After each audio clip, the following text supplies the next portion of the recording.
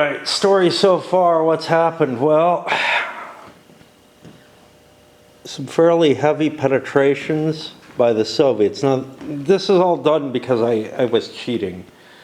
Some of these penetrations, this one and this one, should not have happened because I spent I allowed movement points to be spent as if it was a regular activation rather than a second impulse activation. I didn't catch myself. I think I got that right the first. Uh-oh, I gotta change batteries. I played things correctly on the first turn of the game, but on the second turn,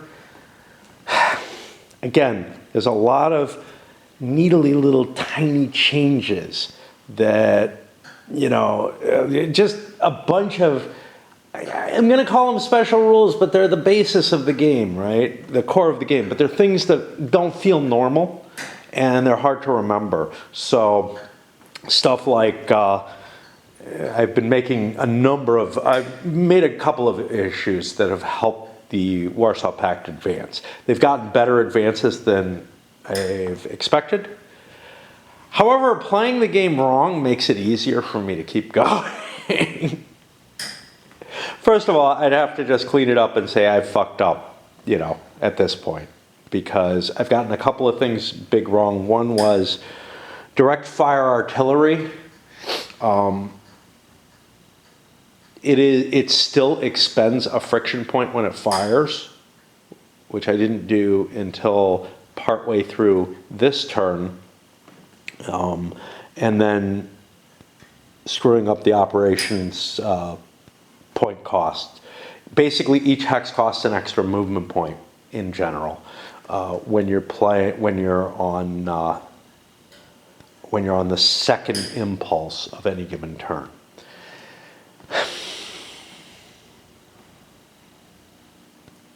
I also had a couple of little mistakes. That's fine. Little mistakes don't bug me. But yeah, we've got maximum penetration about to there, which is getting close to the line. That's the 2-day line. That's here as well. We don't have rules like that for the two new maps. The Bayora line is the Weser River, which we've already crossed, and I could have pushed across this turn if I so desired, further wrecking my units, I guess. But yeah. And then over here, so it's kind of interesting because on this map, on the Bayora map, the Soviets are largely stopped except up here where I actually slipped units in and smuggled them from the 5th Corps map. Over here, they're stopped except for units that I smuggled in from the Bayora map. And that's the issue with playing with so many maps, is that you have this capacity to take advantage of things that, you know, if you were playing just on this map, you wouldn't worry about what's going on there. You would assume that's protected or whatever. Well, you can't do that when you start combining the maps. And there just aren't quite enough NATO pieces to cover everything. In order to make up for those big advances, I cheated in favor of the NATO alliance as well, and allowed them also to move just as quickly, even though I realized the problem in the midst of moving the NATO units. How big a deal is it? Well, it's really this advance, and this advance over here. This one's big, actually. But, hey, it makes for a more exciting game. Now it's time for the tedious task of unflipping all the units. We won't give you a play-by-play on that, I think. Yeah. But, you know, I'm having my own sort of masochistic enjoyment of this. It's not my kind of game, but it is telling a hell of a story. It really is. Whether or not it's realistic, I don't know. One thing about the rules that are going in favor of Warsaw Pact, I do feel like the system favors the defender a little too much. But I'm not positive of that yet. Like the rest of the system. For example, I feel like once I hit a line of regular units, I don't care how fatigued they are, I'm gonna just stop. Like, there's just not gonna be a way to punch through that, especially once NATO starts getting air power in place. It's just gonna be almost impossible to make any breakthrough. But any breakthrough is a big deal. You crack the line anywhere and you are able to pretty much destabilize it, and it's going to have to reshift. And the movement rates are fast enough, at least on the first move, that you can get quite a bit of ground off of a penetration. So play it like you would. It does provide for some interesting field in terms of it's not trench warfare, but it's gonna bog down pretty hard once I start having to attack those. And I mean, Soviet resources and attacks are just gonna skyrocket. Like, the amount that they expend on an attack is gonna skyrocket once they're facing real units. I've been blowing everything trying to knock out little armored cav units. So I kind of lied. I'm in the midst of the counter-flipping aspect of the game. And it is the most painful thing mechanically, whatnot, in the whole system. Mainly because it just doesn't scale well. On one map, it's not that big a deal. But working my way through both sides on 5 different maps, it is fatiguing and backbreaking. I've gotten through 3 maps on the NATO side. I'm doing one side at a time, because I think that's just easier to cope with. It's not like the units disappear or something so that they could like mutually fuck with one another in a way that removing, that dealing with one would clear the issue up for the other. But man, I try to use my little markers to let me know what I'm doing in terms of the tweezers being in position. But in a section over here, I caught myself, I think, double dipping in terms of fixing things twice, and had to rectify that. Then there's, things that are kind of iffy. So like, these guys, are they in supply? Yeah, they are. It looks like they're far outside. Even, not this one, although, yeah, even that one. Even that one's got a route going out. So yeah, I mean, stuff that looks like it would be far out of supply range. The fact that there aren't continuous fronts in general means that it's pretty easy to get your supply lines traced as long as the roadways are clear. Now, and that's the whole thing. Like, the Soviets didn't advance into this gap here. So this is a lot of room coming out of Fulda that there's supplies available through it. And thus, boop, boop, boop, wee, everything seems to have the capacity to still be in supply. And the same is true about the audacious Soviet advances, even if they weren't automatically in supply. Those are all fine too, just because the ability to cut off somebody's supply after they make such an advance means expending your own friction points and putting yourself maybe in a situation where you're not in supply either. Like, if you're both on the same road, you're both cutting each other. And I think the tedious task is done. The scanning reclaimed a bunch of number counters. Not enough, but a bunch. Had to pull a bunch more. So maybe half of these black counters, I had to pull white counters because sort of an intermediate state where there were a lot of units dropping from 3 to 2 or whatever. But yeah, it looks pretty much covered, and we got our EW and our air points out there again. So at this point, Soviet EW is starting to increase, and that's a big deal, right? Early on, we don't have much, which feels kind of weird like I feel like, I don't know, that the capabilities should be all present right at that initial push and actually should degrade after that. But actually, they decided Soviet EW capabilities ramp up over the course of the battle. We can take a look at how that goes. The NATO ones ramp up a little bit, but the fact, and that makes sense, but the fact that the Warsaw Pact ones ramp up feels a little funky to me.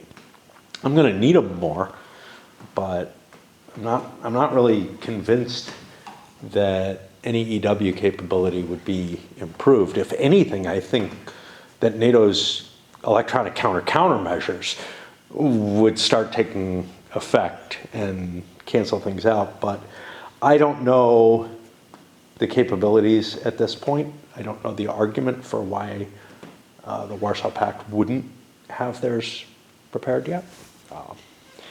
Be great to hear people's takes on these kind of questions. We got reinforcements coming in again, as always. We got another Soviet division over there, some French and some more Germans. Over here, 3 more, looks like all Soviet. There might be an East German under there, I don't know. 3 more Soviet divisions over here. 3 more Soviet divisions here. Sorry. A few British units. Again, everything got wiped out in terms of NATO troops, reinforcements on Hof Gap and 5th Corps. And then over here, I think we just have some Dutch coming in. The Poles are next turn. There's a break. Where the divide on the table is, there's a real break. It's like, you know, from turn 4 to turn 7 or something like that. I don't know. I don't know precisely what it is. I seem to recall there's an actual break represented by that gap in the table, which shouldn't be there.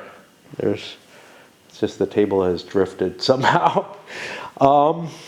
Yeah, and technically we're ready to start the next turn. We haven't rolled the weather.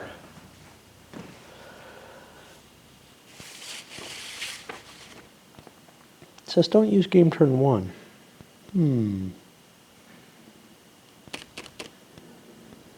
I'm wondering if air superiority should have been checked last turn. I didn't check it. I thought the pack just had air superiority for the first. Yeah, they got this marker, last turn for air superiority, 4 turns. Yeah, I don't know why. But I do have to roll turn 1, and I do have to roll on this turn, because there's a possibility of fog on a 5 or 6, which does not happen. That is kind of a shame for the Warsaw Pact in terms of being able to launch attacks. The mobile attacks get an advantage under the fog, but mobile attacks aren't necessarily the best thing. They don't do as much damage, so I don't know. But they do give you, when you use them, they give you essentially a better odds table. You wouldn't use them when they don't, and then you have the possibility of an extra shift from the fog as well as any chemical attacks that you might be throwing in. But chemical attacks come out from, you don't get them from air power for free. You get them when you use artillery for chemical for free.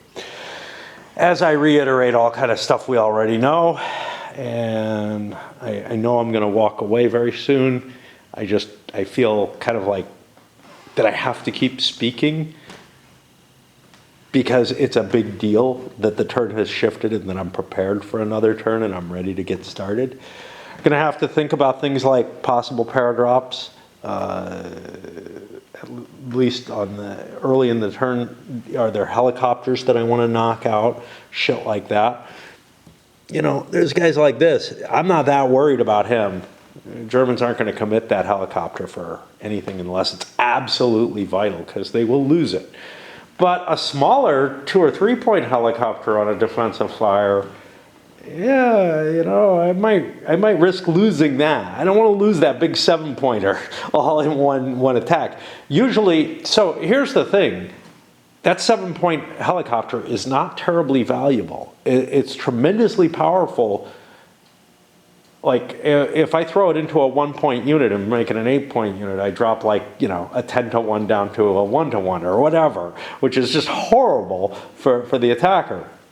But I get almost as much effect out of a smaller helicopter, which is why those big ones are really kind of weird feeling, and I see why smaller ones are deployed.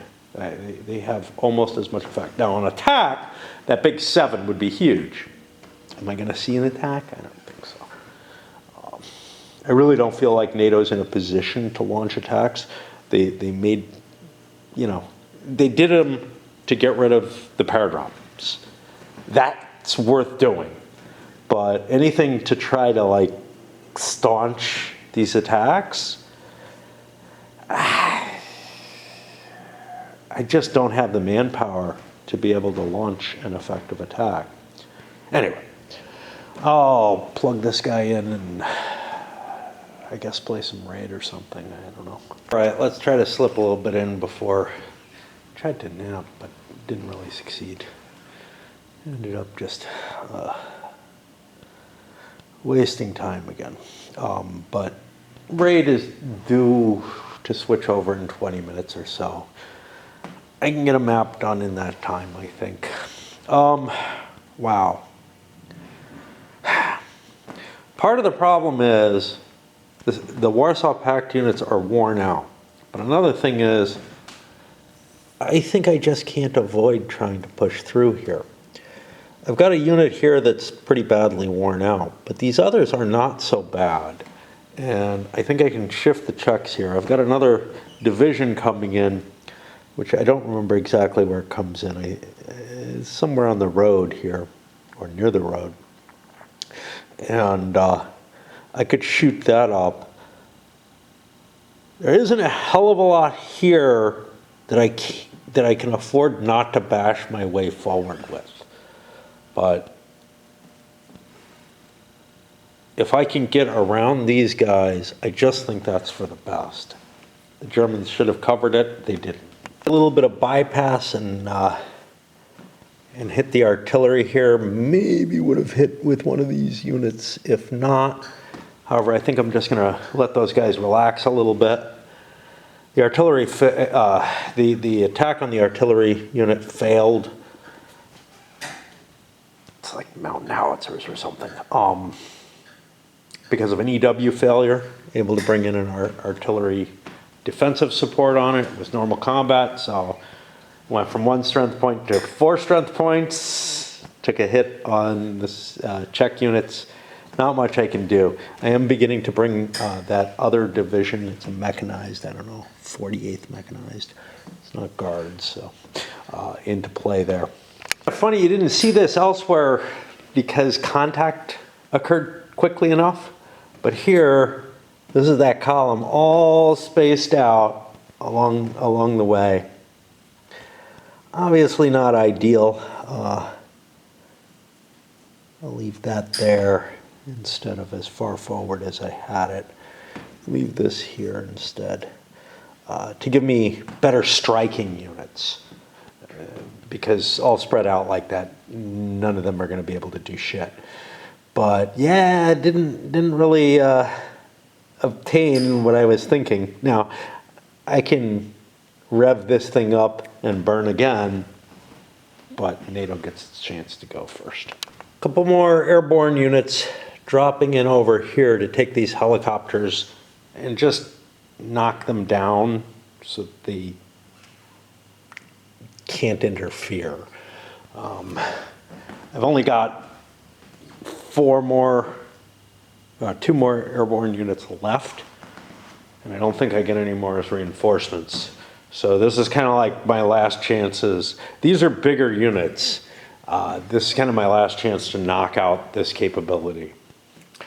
Probably should have kept those airborne divisions. They could have actually done some real harm, but it felt like such a big deal to knock out a bunch of reinforcements. And also, it makes my life easier, just canceling stuff off.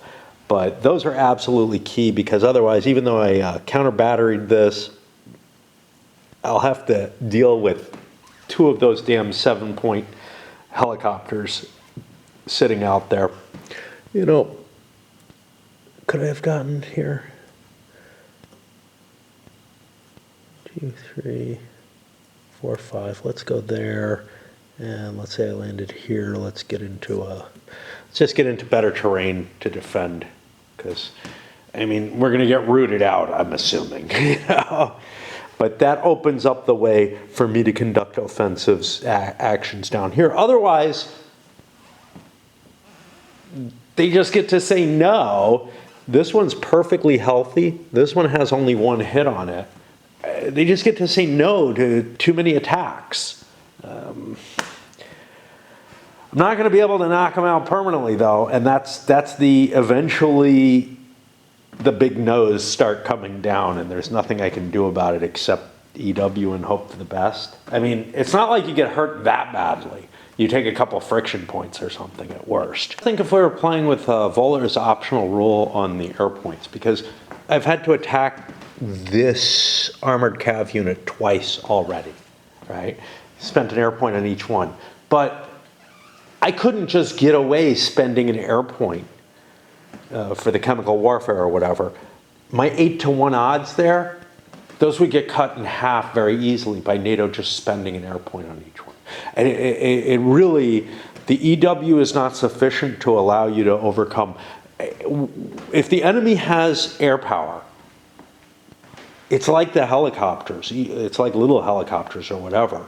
They just have the capacity to intervene anywhere, and it makes any kind of offensive operation impossible.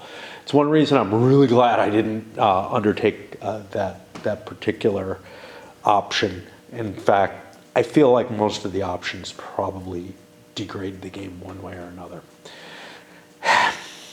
The one with using counters on everything, which I am using, does make it a little bit harder, but maybe not all that much harder. Because by treating artillery different from everything else, you're inserting another one of those obnoxious little mechanical aspects. If every unit has its friction points under it, that's easy to deal with. Otherwise, it's like there's going to be one friction point counter under the stack that represents the entirety of the stack, except each artillery unit has their own. And it would just really confuse the fuck out of me. It stands clearing a single armored cav out of the way with one of my regiments. Took a reasonable amount of resources. This was an armored cav in a little bit of woods, not in a hefty position.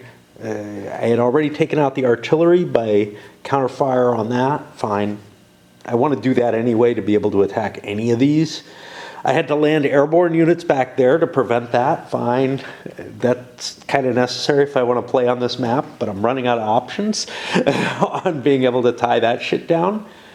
But it also cost me 3 attacks, and that means 3 air points to deliver chemicals, because quite simply, a regiment is not enough to budge one of those things without, dumping some gas on them too, right? It feels crazy to me, but just the inability to really move anything in this system is really tough. I'm feeling fatigued. I've moved this division, and I started playing around with the 9th tank, but now I feel like I have to cope with this problem. I cleared a couple of armored cav out of the way. One of them was in the city. That's going to be more expensive. Cleared a couple of armored cav out of the way. Moved the 9th tank up here. One of the units is beaten up pretty badly. The other one is facing something I can't possibly budge. That's fine. But I got to move the rest of the division up into place at some point, but I kind of want to see what falls out from here. And, am I going to be breaching the river or close to it or whatever? Or is this the extent of my expansion? Now, this guy, 1, 2, 3, 4, 5, 6, 7, 8, 9, 10. You know, he could reach out to about there. Where exactly I want to go, I don't know yet. And I'm too tired to take on this cluster, even though I've made it easy to do by knocking out the helicopters and the artillery that was supporting it. Artillery that was totally dead before, but because there was nothing to interdict its supply, got its ammo back and was back in the game. I had to counter battery it. Now it's dead again. But yeah. And we bagged ourselves 2 armored cav. Woo! Feels like so little. It feels like you work so hard and get so little. I mean, yeah, you get ground. I don't tend to think in ground, right? I tend to think in terms of, hey, how many of the enemy's units have I killed? Because that gives me the capacity to do more later in the game. I'm really worried that it's just going to stop. You know, there's no way to attack these reasonable quality units.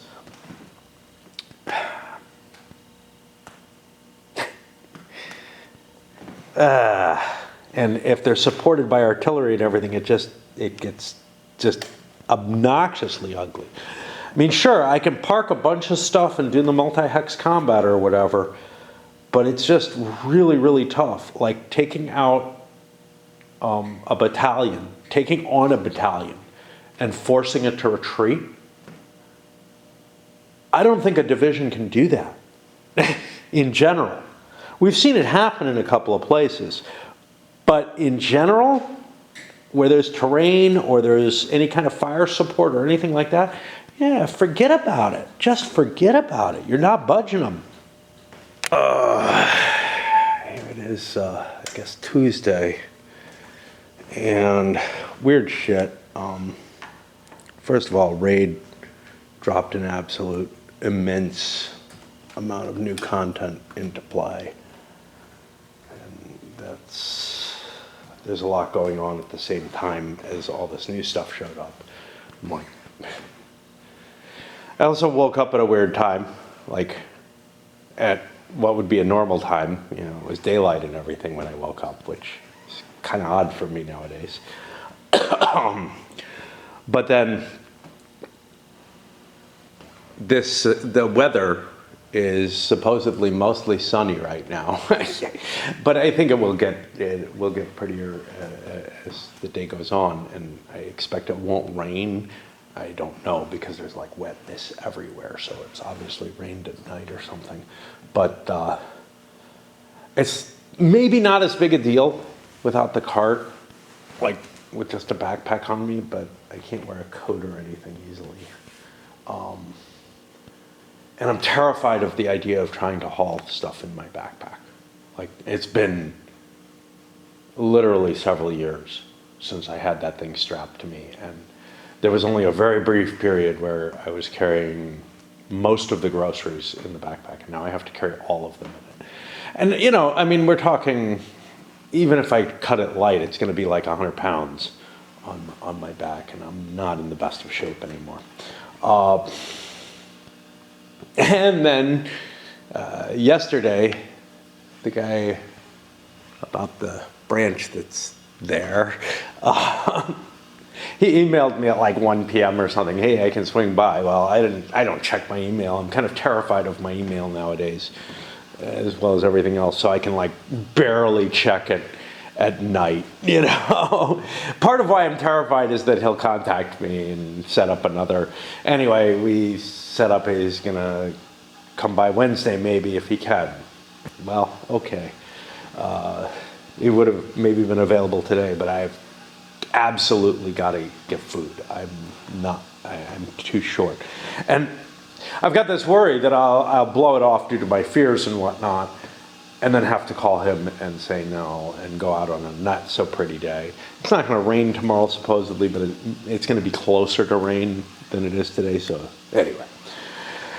Anyhow, I guess I will try to move some more divisions or something. I would be okay if I didn't have to do anything, right? Yeah, who wouldn't? But honestly, like, anything that intrudes on you know, the little shell that I build around my reality is just almost devastating to me. And that shell has gotten tighter and tighter. And right now it's down to, I play Raid, I stuff my face, I take a shit, I take a bath after I take a shit, I play a game maybe a little bit, and I go dancing once a week. And shopping every 2 weeks, that was problematic in a way that it wasn't when my wife first died, but now it's ramping up and up to how it was when I was first here. And anything outside of that is just hell. I mean, when I say hell, I mean even like the raid changes.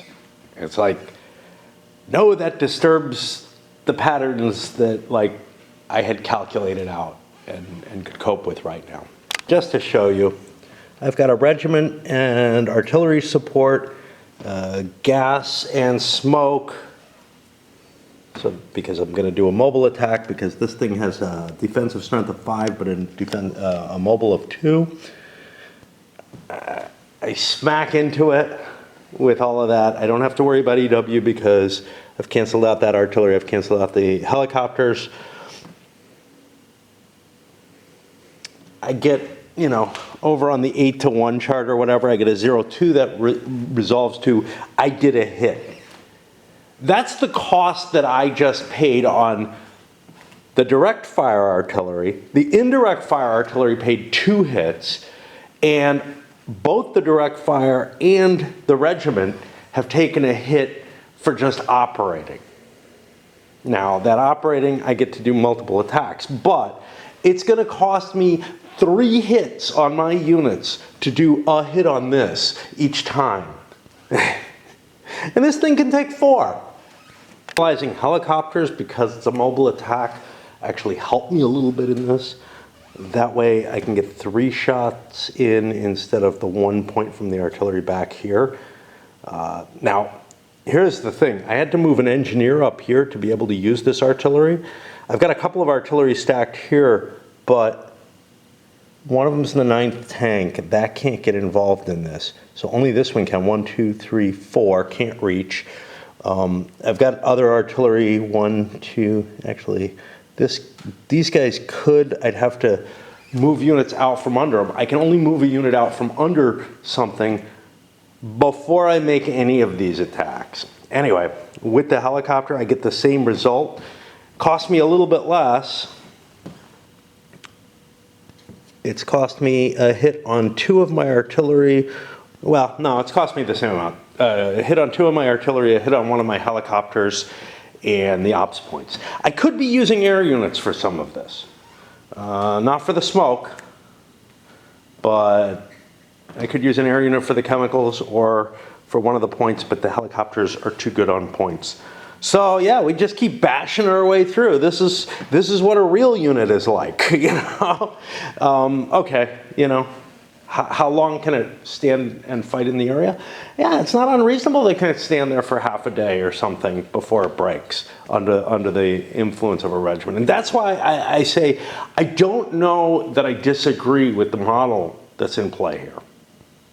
Oh, by the way, Volhers popped in and said hi on one of the videos, which is awesome.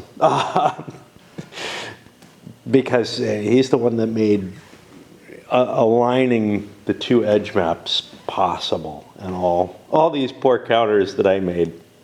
But yeah, and you know, I'll keep battering at it, but you can just see how hopeless it's going to get when I get to that line and start bashing at it, right? When I get to a line that's got, you know, concentrated defensive fire and everything, maybe the NATO has air power. The only thing I can say is 1 breakthrough can get you a lot. Breakthrough doesn't get me a lot here.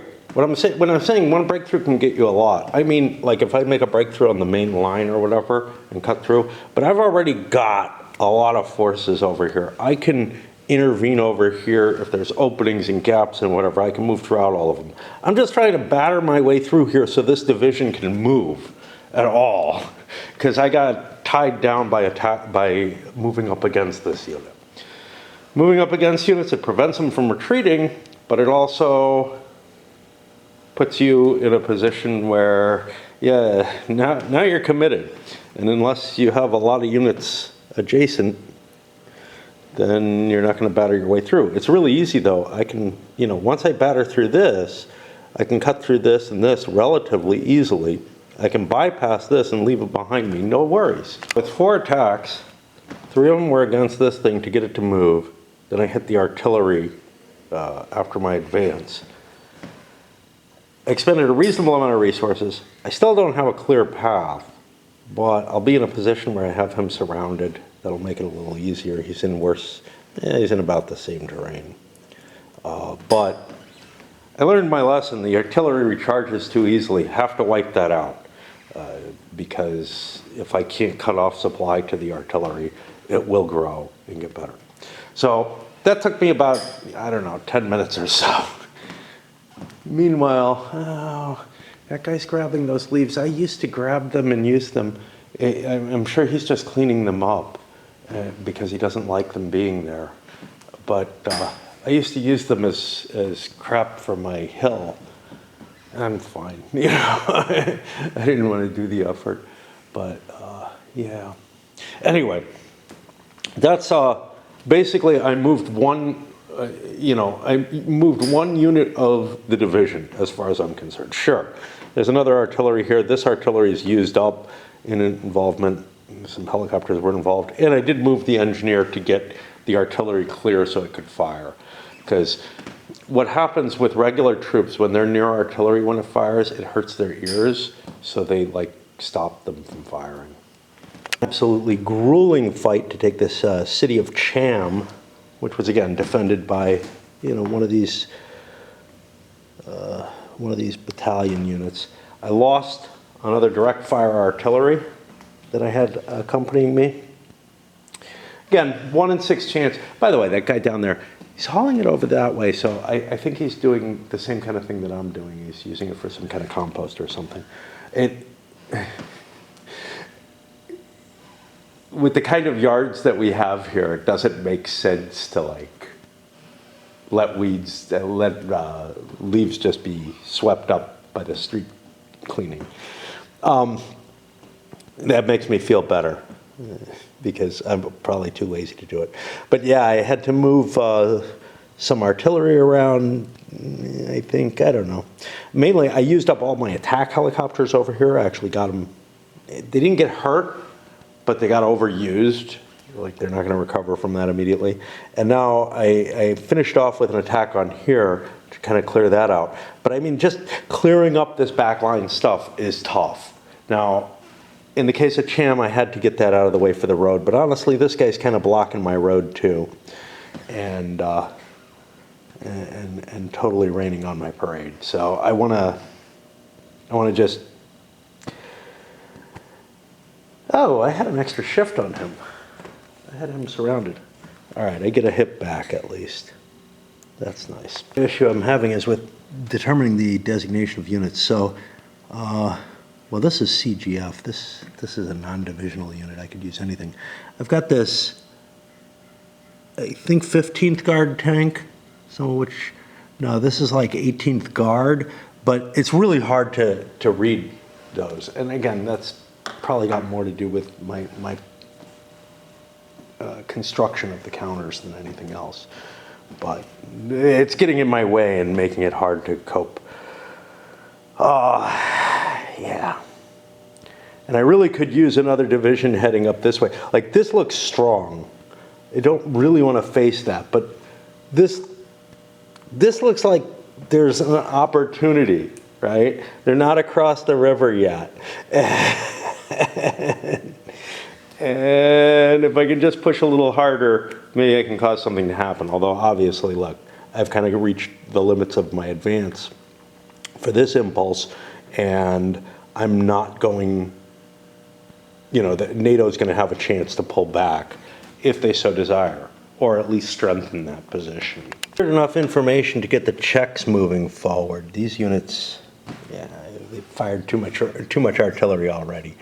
But 9th Tank is kind of taking this area here, and whatever 15th, 18th, I can't read, is taking this area down here. These, I think, are all non-divisional. Well, this is 15th or whatever. Fatigued. And then over here, the 4th Tank is up here. And then with now a Soviet division moving into play. One important thing is nationality doesn't matter for the Warsaw Pact. So things are either divisional or army-wide. And if they're army-wide, it's okay. I can use like Czech or Soviet units interchangeably. You had to do a little bit with some of these two divisions to kind of clear the way and make the road available for the Czechs. I haven't decided what I'm doing with them yet. And I'm getting really nervous with raid playing in the background.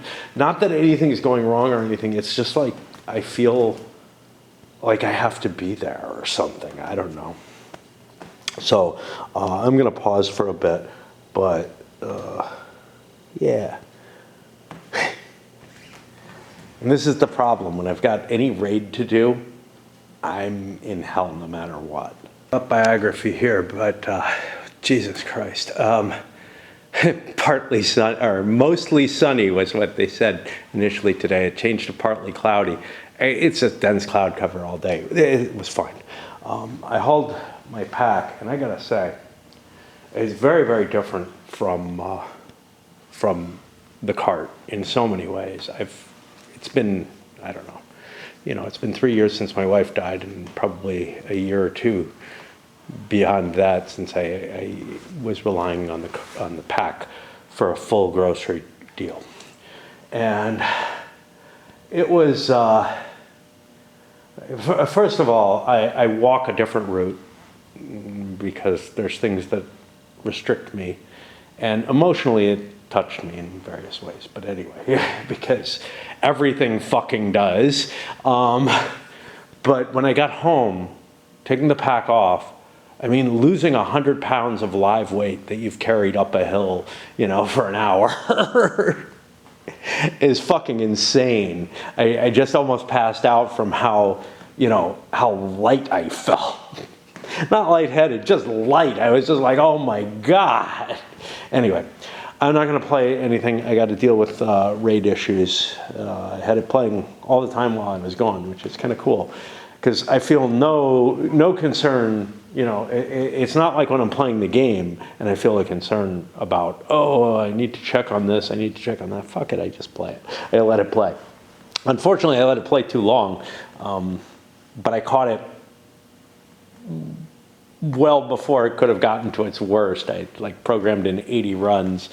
At 45, which is where it was when I got up back, it was done with what it was supposed to do, and I just miscalculated. It's kind of funny, I came over here because my computer, I had to restart it, and I got a shipment from GMT, but it's just from the fall sale, a couple of squadron packs that I hope I haven't bought before, although it wouldn't hurt if I got additionals.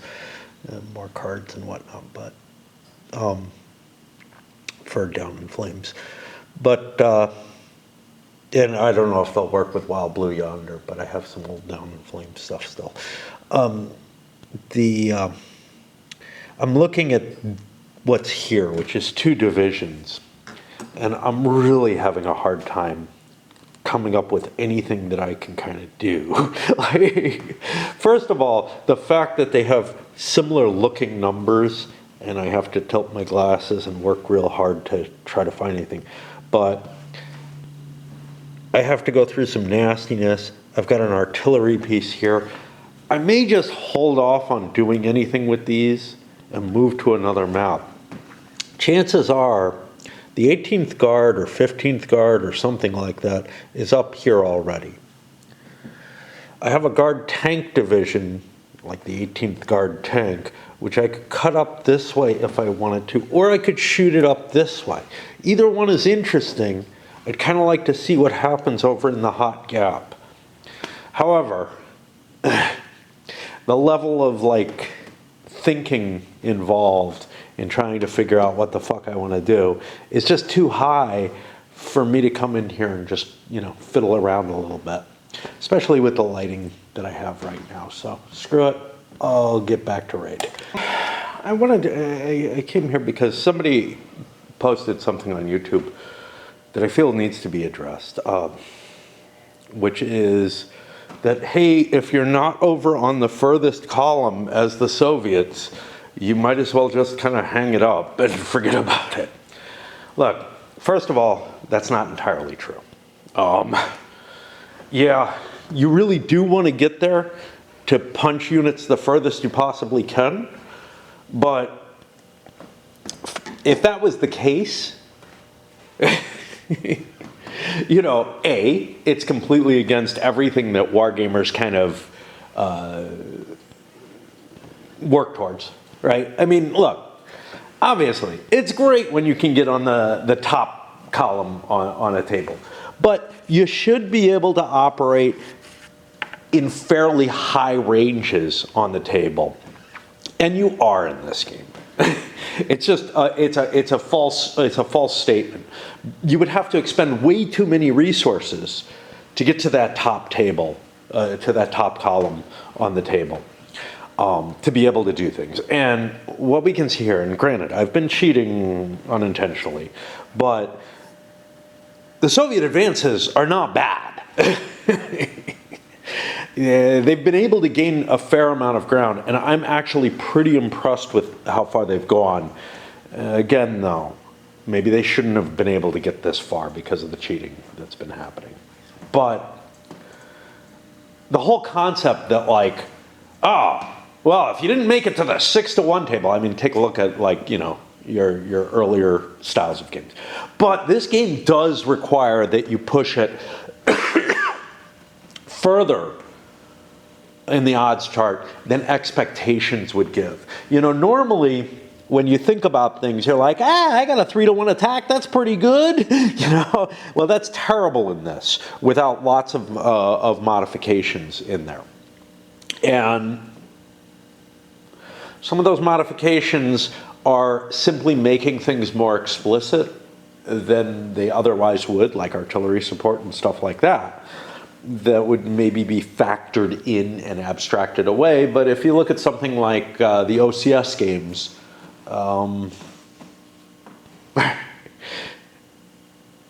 you don't have to get to that kind of high table. So you do have to get to a much higher odds ratio in this game than gamers would normally expect. Which means if you're approaching this game for the first time, you know, unless you zone out on the combat tables and really understand these things, if you're just kind of naively approaching it, you're like, whoa, I need to hit like 6-to-1 to even have any kind of chance. And look, the table goes out to 12-to-1, but 6-to-1 is where it starts kind of breaking out and looking okay, right? 3-to-1 is kind of the break-even point. 6-to-1 is where you start doing more damage than you're taking, but you're expending resources like artillery shells and whatnot to get you there. So yeah, you want to push it further than that. You do want to get it within the top 3 or so columns if you possibly can. However, you don't have the resources to do that on every attack. and that's kind of the issue here. My assumption is that this is someone who's kind of very familiar with the system, and I would use the term fanboy for in terms of like, well, obviously you're not doing right because, well, look, part of the issue is that the game doesn't conform to your expectations. And when that's the case, yeah, you know, it's an extra burden towards being able to play it effectively. And it did take me, you know, quite a few attacks before I started understanding how you can get the odds where you want them. Especially on that initial penetration, when you don't have units stacked, when you don't have the artillery coming in, you have to bring the Soviets in order. After they're on the board for a turn, they do get better. Now, over here they were on the board initially. Wow, can you see that at all? Damn. Over there, I got in front of the light that actually shows here at all. Over on this map, you do manage to have Soviet units on the board, and there are some on this map. But on the initial game, there were none, which means that these maps, the new maps, actually allowed you to cheat the advances in a way that the original series of 3 games didn't allow you to do. Making that initial breakthrough, you can't get onto those top charts. You just can't do it unless okay, yes you could. You can pour ridiculous amounts of air power in to get the attacks. You can also time things so that you bring the non-divisional artillery on the board first, which just, talk about blowing away any kind of expectations. So what's leading the attack? The artillery.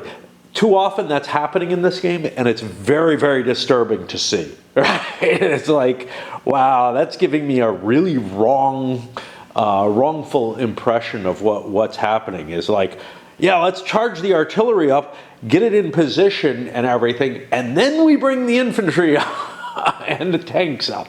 Yeah, it just doesn't make sense. Anyway,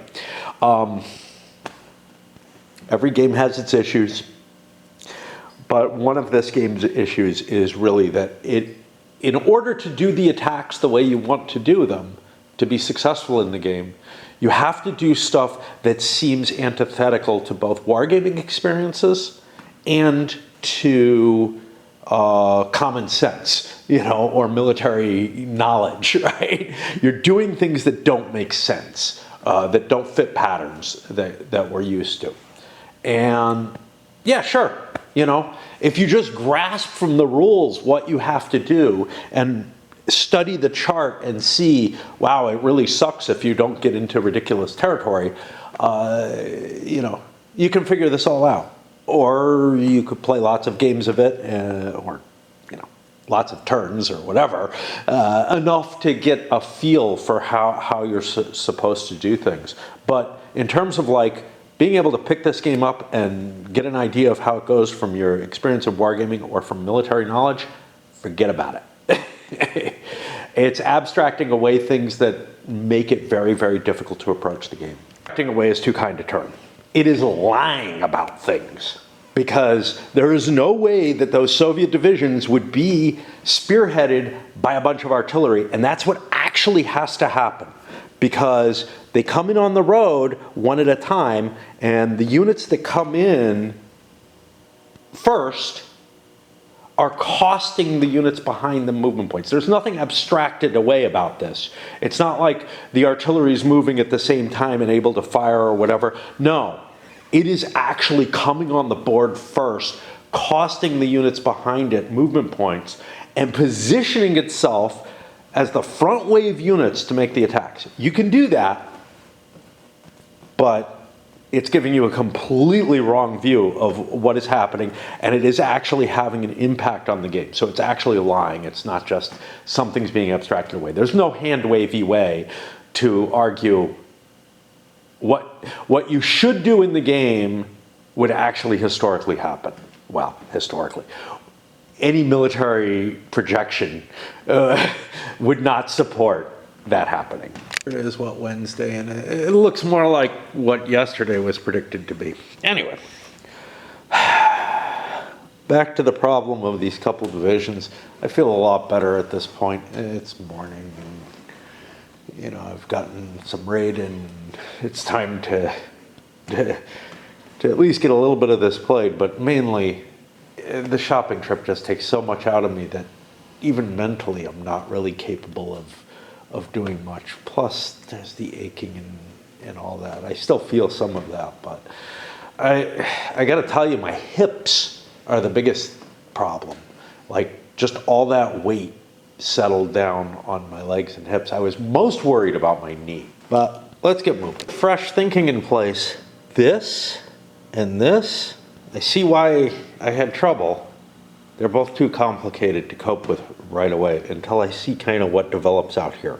So I smashed away a German battalion. Again, it costs a lot to hit something. It really does. I'm not... If I compare it to, say, OCS, which obviously is what I want to do because they're both detailed systems looking at this kind of situation, it's hard for me to remember.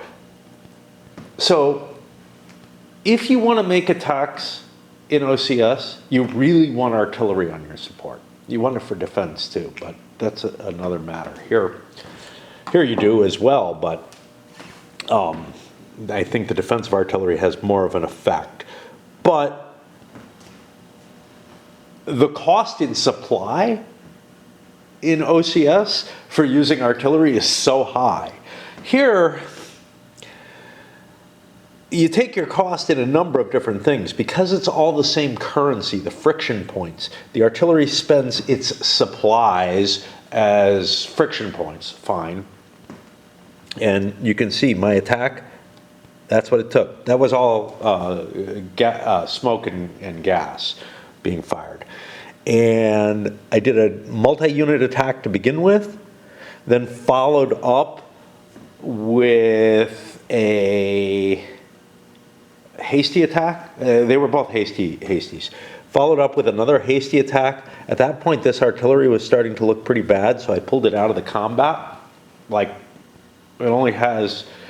If it fired another round, I would be in the same place I keep getting into, which is where I lose my artillery, because I kind of forget, as I leave things face up while I'm using them, and I just kind of forget that I'm in that much danger and think I have a couple points left when I don't. An unlucky roll would kill it, so instead I went with a prepared attack as the final hit, took out the unit, and advanced this far.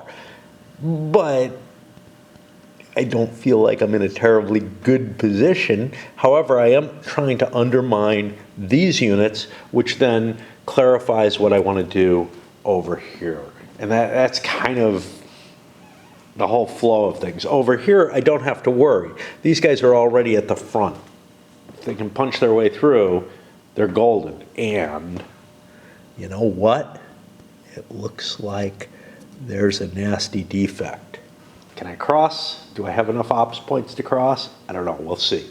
But if I can slip across the river, that causes all kinds of problems to the NATO position. And more cheaply than trying to bash my way through, especially across the river. But I mean, more cheaply than even if there was like a unit there to protect it. So anywhere where the enemy leaves defects in an important defensive barrier, like a river line or something, oh boy, they're just fucked. You know, we got one here. There was no help for that, but I feel like there was probably something I could have done to prevent this from happening. But it's just hard to see, do I have a good enough line or not? I get the same feeling in OCS, right? Because again, you're not looking at that, oh, it's got to be every other hex in the hex grid, and you have to be on this part of the grain and this, that, and the other to get the optimal defensive line. But, you know, you take your defensive terrain where you can because it makes strong points, and then you strengthen those, and all kind of like little really gamey things that happen. Here it's not so gamey, but it's very hard to see what the appropriate line is, simply because it's just not obvious, to me at least, where the defects are going to be. I can see the big ones where there's a big gap or something, but I can't see the little ones all the time. And here, yeah, you know, you wouldn't do this in an Avalon Hill Classic. You just wouldn't do it because it's so obvious that there's a defect there, but it's not so obvious in this game. So a unit here would have stopped it. But you know, you're talking every 3 hexes instead of every 2, and it starts getting fuzzier, and it's like, am I... There's the other side of it, which I forgot to mention. Let's say I had this covered here. That would cover with zones, and I couldn't just penetrate for free, but bashing this unit might well get me across the river on my advance, especially if it's like a light unit or something that really, you know, would have been the kind of thing that I probably could have moved there. How tired are these guys? That's a good question. That's pretty beat up. That's not too bad, but I wanted to hold the city, right? Got tempted by the city line here. Did I need both of these? Yeah, otherwise there's a gap here. You know, so there aren't a lot of units for NATO to defend that line with. And with the help of an engineer, I'm able to get most of that division across. I'm not sure what I'm going to do with those artillery. I'm going to hold that decision a little bit. But I think we've built out the nature of this river crossing. We've made it. Swamps are really, really nasty, which is why I'm in zones in both cases. And I'm not in a perfect position here. There's an artillery back there. I'm probably going to want to counterfire on it. Am I in range? 1, 2, 3, 4, 5. No. I am not. So I quite likely want to move that artillery up. The problem is I can't move it. I can't do counter battery fire if I move it anywhere where it's safe, unless I don't understand counter battery fire. Let me just look that up, because maybe you can counter battery fire from a unit that hasn't moved yet. So I can't do it now, but on the next impulse, I might conceivably be able to do a counter battery fire if I want to punch through here harder. So what was happening was I was conflating the requirements for, what's it called? Indirect fire with the counter battery fire. I may still want to move one of these artillery somewhere. One of the problems though is if I slip it up here with the engineer, it can't do the indirect fire, but it can still do counter battery. So I think I'm going to move at least one up into that position. I'd rather have the strong unit, right? Because you got to get a result. All right, I'll move that up. I'll keep this back here. I haven't made a decision yet on that. That may want to be in a position to at least drop some chemicals and smoke, which it can't do if it's, again, I'm not sure. There's so many little grindy little grains in this game that are like, can I use this for that? But I know I can use it for either if I like dump it here. Of course, it's not defended then. It's just an artillery piece on its own, which kind of sucks. But I don't think NATO is going to cross the river and try to do an assault on an artillery if I do that. I started moving some of that Soviet tank division up into here because, hey, if I'm pushing hard here, I do want to get more oomph in this direction. This just looks nasty to me, right in this area right here, and whatever. It's hard to tell what I want to breach, where I want to try to breach.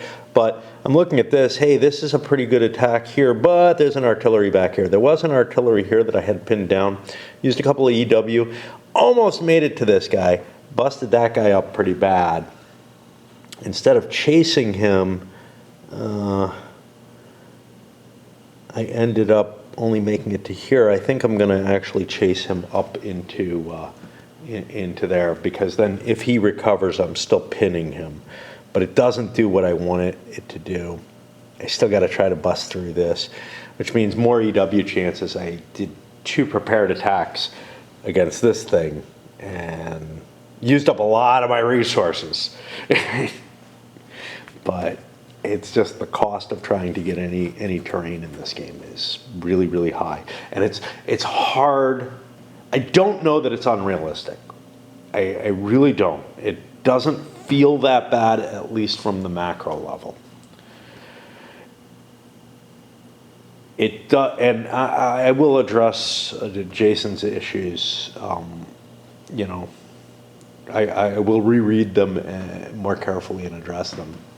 But right now, I'm not convinced that this is unrealistic at all. However, it doesn't feel like most war games that you play. And that's, there are some things about the game that are unrealistic. Again, you know, that charge with the artillery feels completely weird, and it does show you something that is absolutely wrong, at least when you're entering the board. When you're already on the board, it's not that bad. It's the idea of, okay, you have to plan for where your artillery is going to be ahead of time. I don't really mind that. I think it works okay there. It's the units entering the board that feel absolutely wrong because their movement rate is reduced by the artillery that you send in front of it. And you have to send it in front in order to get good effects. And that's the thing that I didn't know on turn one, was how to use my artillery effectively.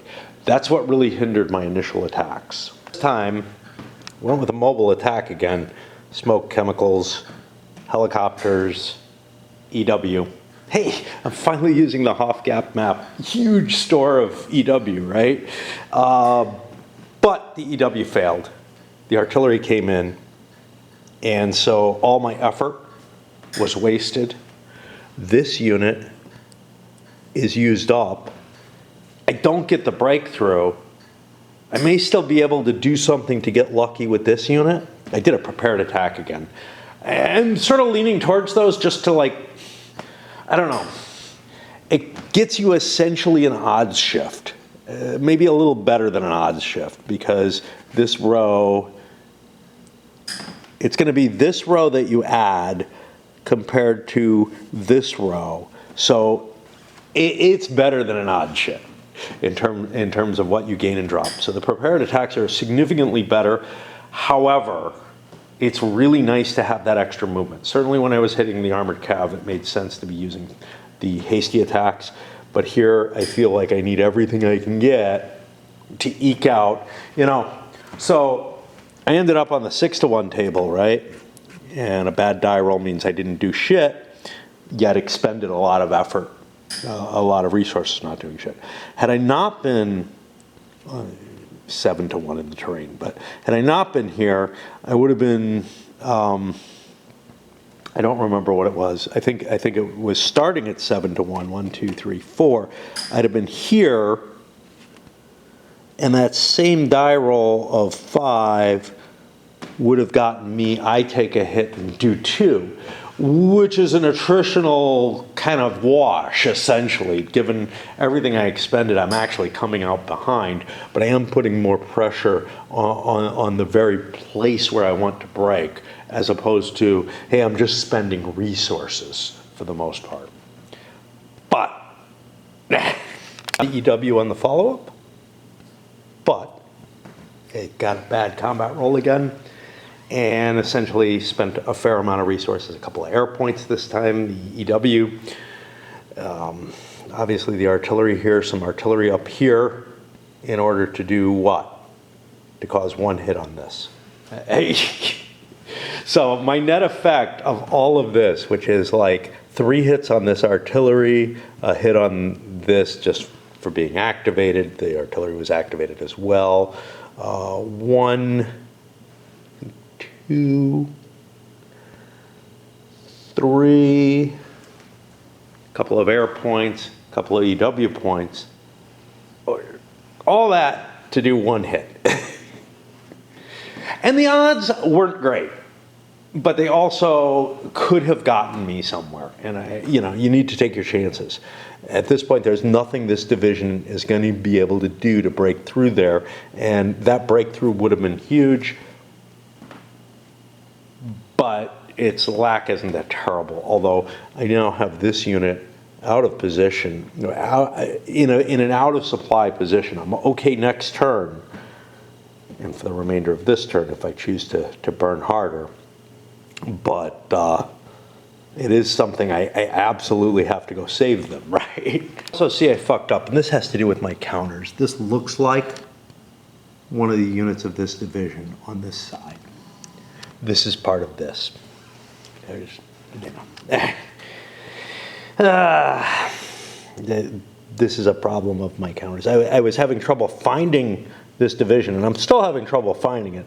There's like a piece of it down here.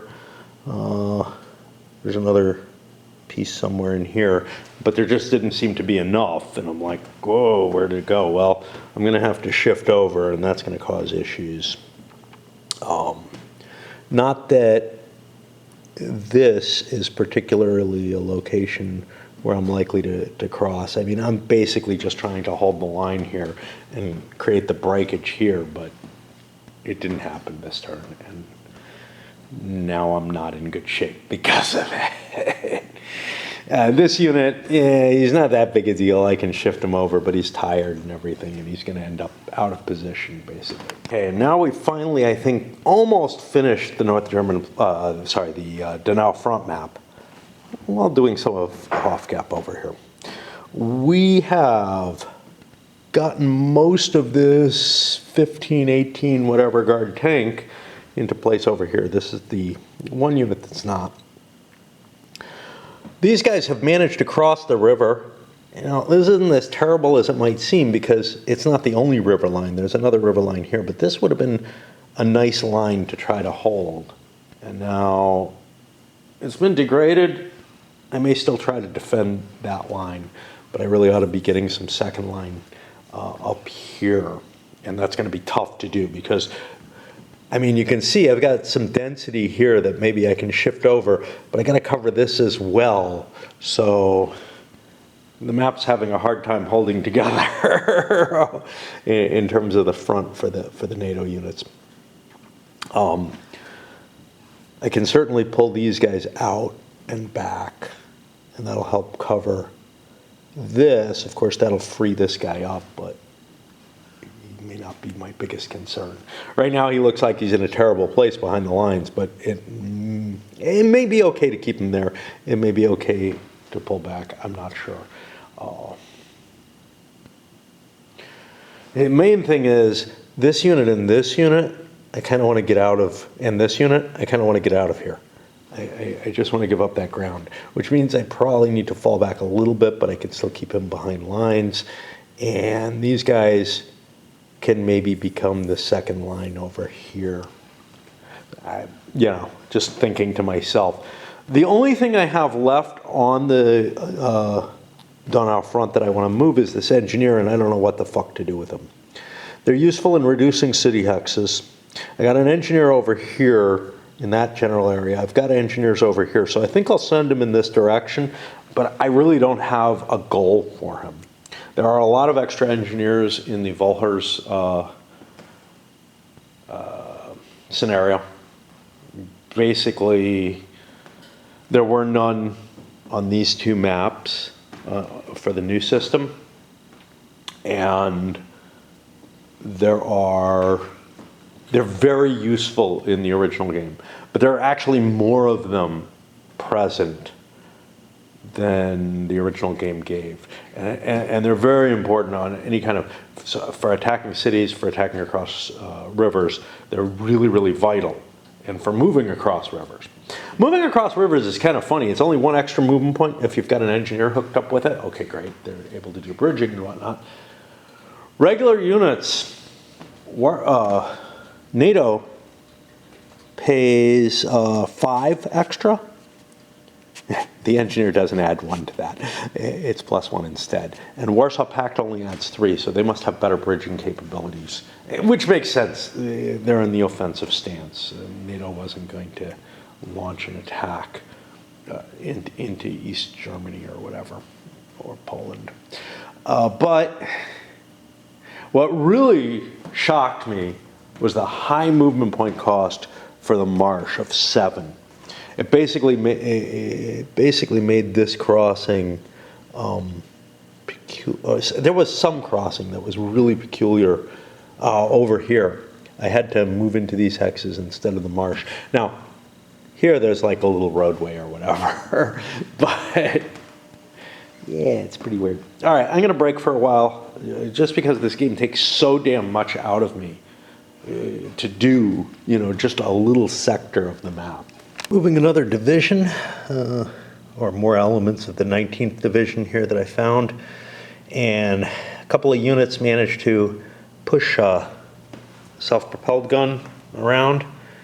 Had to use EW and whatnot, but at least we got another artillery piece pinned. But there's a bunch of US artillery back here. We're not going to be able to knock it all out right at once. So it's really just a case of trying to hope for the best and get something like this where we can get a breakthrough. And divisions run up into place up here, and then the 20th, which was kind of intermingled with the 2nd, and I can't find much of the 20th, to be honest. I don't know if some of it died or something.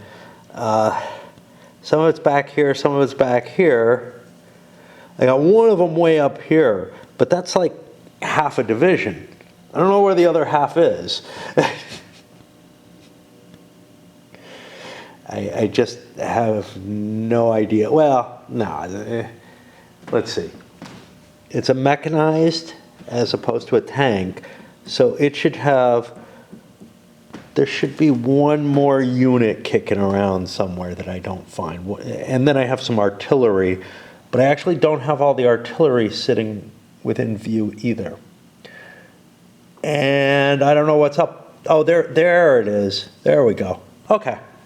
Yeah, we found, I mean, it may have lost something artillery-wise, but it's got a couple of worn-out units, so it's not really in position to do much, but it can cover, a gap, essentially. So let's push those units up there. And now we're getting, what do we got here? We got the 18th Guard, 57th Guard, some of the 18th is back here, 51st Tank, what the hell? Where's that? Where the fuck is that? Oh, that's way up here. Yeah, we better get him over with his unit. Okay, after sending him where he's going. Oh, I've got like 3 divisions coming in? Seriously? Shit. Wow. Damn. Don't know where they're gonna go. I've shifted forces over here, and I'm like, well, maybe I don't need to. Maybe I should be trying to punch through that. That looks tough, though, and this looks like an opportunity to degrade that entire area. Get back on the map I belong on, or whatever. But yeah, this is sort of a tangled problem. I'm right up there with some US units that I think I got to deal with, some German units that I got to deal with that are all in front of the main line. But these East Germans are already across the river. Wow. It's just so complicated, the kind of balancing act you have to put in your head as to, hey, what do I want to do next? What pieces want to move? And it's what leads me to say, oh, let's go over to the other map over here. But we're nowhere near that. Well, we're getting close. As we get to the border of the 5th Corps and start thinking about moving stuff onto there or whatever, we do have to consider that. But right now, these guys and these guys should be enough that I can kind of figure out what's going on before I switch all the way over. And this just looks like a fucking mess. So I'm not all that gung-ho about switching maps. What I'm also not gung-ho about is playing anymore right now. Starting to read the OCS rules again. A much later version than I saw before, like 4.3 or something like that. I'm not sure which is the most recent that I have, but that seems likely. It's like from Third Winter or something. And I don't know that I'll do it next, but I want to start prepping for it. Like, part of me says, oh, I should be doing an economic game next or something, but I can read those rules in like a day or so. The OCS rules are going to take me a while to kind of digest again. From, I've started the journey into the OCS, 2, 3 times. I don't know, but each time I have to refamiliarize myself to it. To be fair, this is not 3 divisions here. It's 2 artillery. I don't know.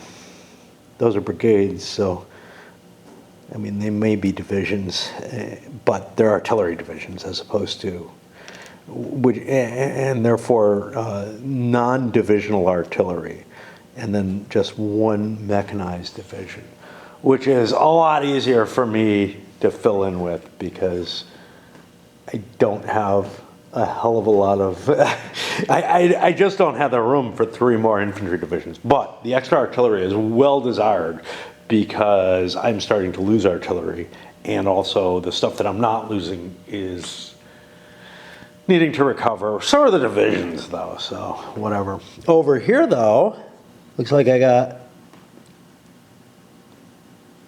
bet you that's 3 full divisions. But I think I can shift some of them over onto the Hofgap map if that's desirable. I don't think it is. It looks like there's room here, but I don't know. Like I've kind of shifted over here, and now there's kind of a gap here, just some East German. It's tough. It's just tough, man. And then here, I got 3 more divisions coming onto the Bayar map. So, yeah, we got a lot of troops coming in. And I think that's a couple of, those polls are next turn though, if I recall correctly. I have to look that up. I'm having a hard time getting away from the camera. I want to chat. I want to talk about the game, whatever. I don't want to play right now. I don't want to do any thinking. I swept my porch, one of those things that I used to do pretty regularly. Not once a week maybe, but once every couple of weeks, but I've been neglecting recently. It really needed to be done. There's, I can show you the pile. I collect up for mulch and whatnot, but I got a big pile of crap here. I don't know how obvious it is.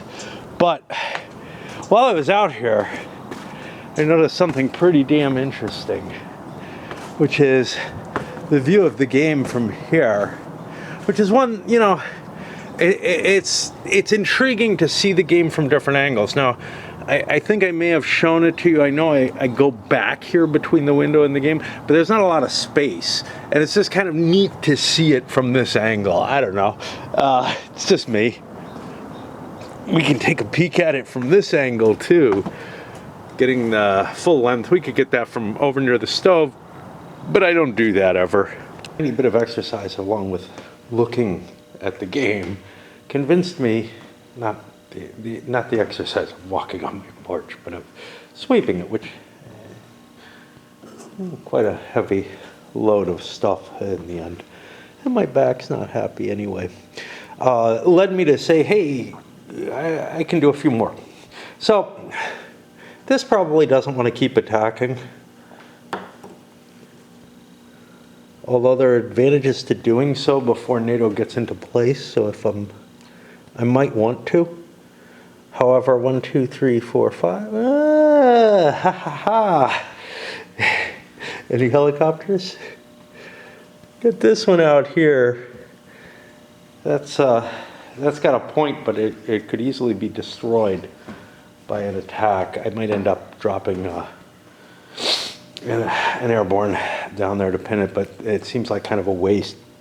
But I start looking at, hey, you know, where to, this was the first place I wanted to look at, and I said, oh, I'd like to attack that. This artillery, it's pinned, okay, that's cool. 1, 2, 3, 4, 5. I'm safe right now. Maybe not 1, 2, 3, 4, 5, 7, 8. Okay, I'm still safe, but here's the thing. Unless I tie down these artillery, I'm not going to be able to push this very far. It's just going to run the way it would go anyhow. Sure, it'll take hits for it, but it's not really worth it. So what I have to do is kind of focus on, okay, well, we have to clear this and get that East German 4th moving and doing stuff, and then get movements heading in this direction, and all that kind of thought. And when I start thinking along those lines. I think there was another place that I wanted to hit. No, I think I just need to clear this to get the 57th guard moving in that direction.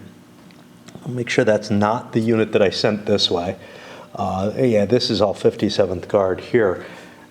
In order to support the possibility of an attack over here, and then I have 18th guard over here, which can also launch at least an interference by placing itself here. Because the thing is, as soon as these units start retreating, then they're under artillery cover, and I'm actually running low on EW here. Am I not? This is the Hofgap map. It's down to 2 EW. The lowest of all, but I had a shitload to begin with. Finding myself in a difficult position where I don't have unstacked Warsaw Pact artillery in the region. And this only applies to Warsaw Pact. Again, lots of little finicky little details that I'm not quite sure why they're there. I assume there's a reason, so I try to play with them, because why would you make a difference in these rules otherwise, right? Again, the Soviets don't have earplugs or whatever. I had to shift a unit of the 81st Artillery, which means it's coming in on this road, one at a time, whatever. But I had to move one up here so that I could fire some initial firepower up to here, thereby clearing a multi-hex battle, and we managed to take it.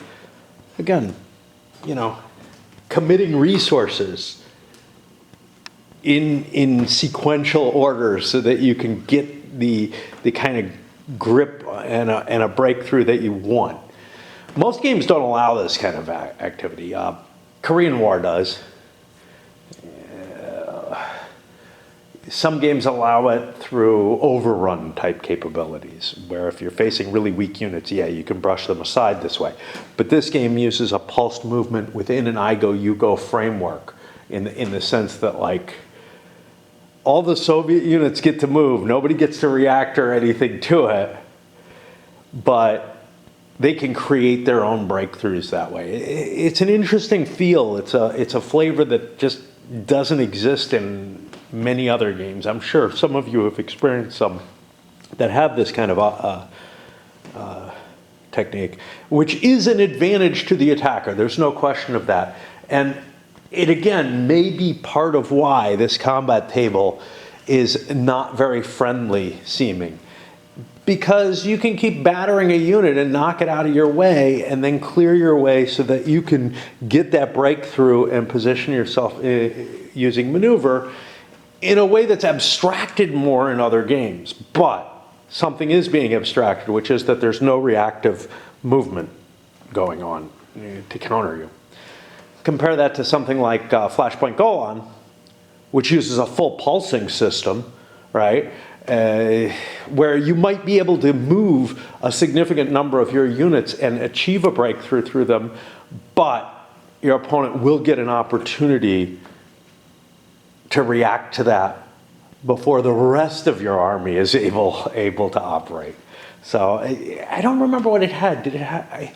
I'm trying to remember how its pulsing worked. I have a feeling that it was like, and I may be completely wrong here, that you rolled to see if you got the next activation, or if this decision cycle switched over so that the enemy was able to operate within you. And command capabilities and whatnot all played a part in whether or not you got that. And if you, like, failed in an attack or something, that might have stopped you. I don't remember all the specifics about it, but it was a very, very intensive situation. This is intensive too, but still within, like, capabilities that I can almost manage if I can remember the rules. In the midst of me trying to push across here with an operation, and I'm not sure if I'm going to attack, but I know I want to get across the river and pin this artillery down.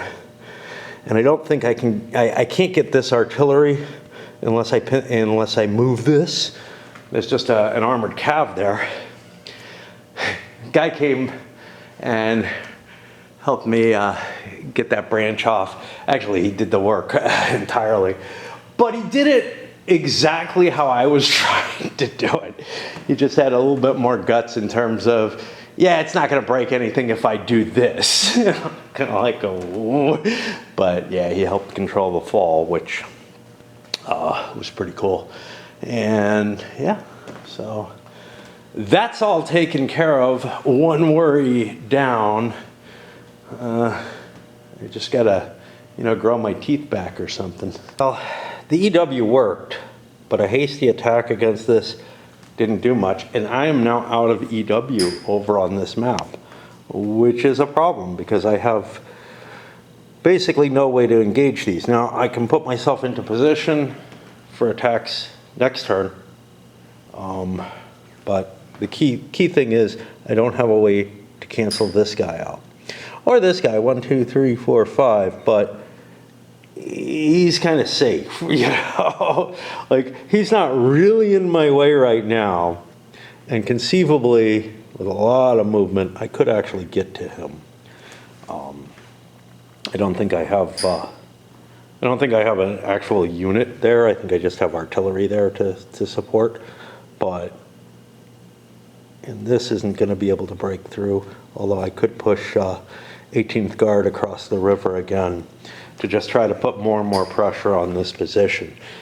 It's not going to be degraded this turn, though. Well, this impulse. Remember why I did all this, with all the interruptions and whatnot, was so that I could do something about these guys. I can still attack this, but I got nothing safe on this, and he can throw artillery in where I don't have anything I can really do about it. Now, I can cancel this guy out, but I can't do anything about that guy back there, and he's the problem. I was thinking, you could drop some paratroopers in movement. Yeah, but at this point, I think it's too late on this map. I'm okay with making decisions like that. Like, let's say I want to do something about that helicopter back there, which maybe is in range anyway. Damn. These things have such long range.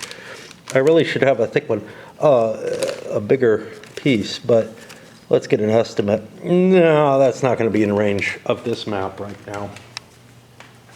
So, but when I hit the 5th Corps map, that is going to be able to impact at least the main line of troops. Maybe not this forward set, but the artillery behind it and whatnot may well be impacted by that helicopter. And I may drop one of my paratroopers down there to deal with that. It's not like there's any forces there to root it out of there. I'd have to send somebody back, a reason to keep garrisons in place and whatnot. Now,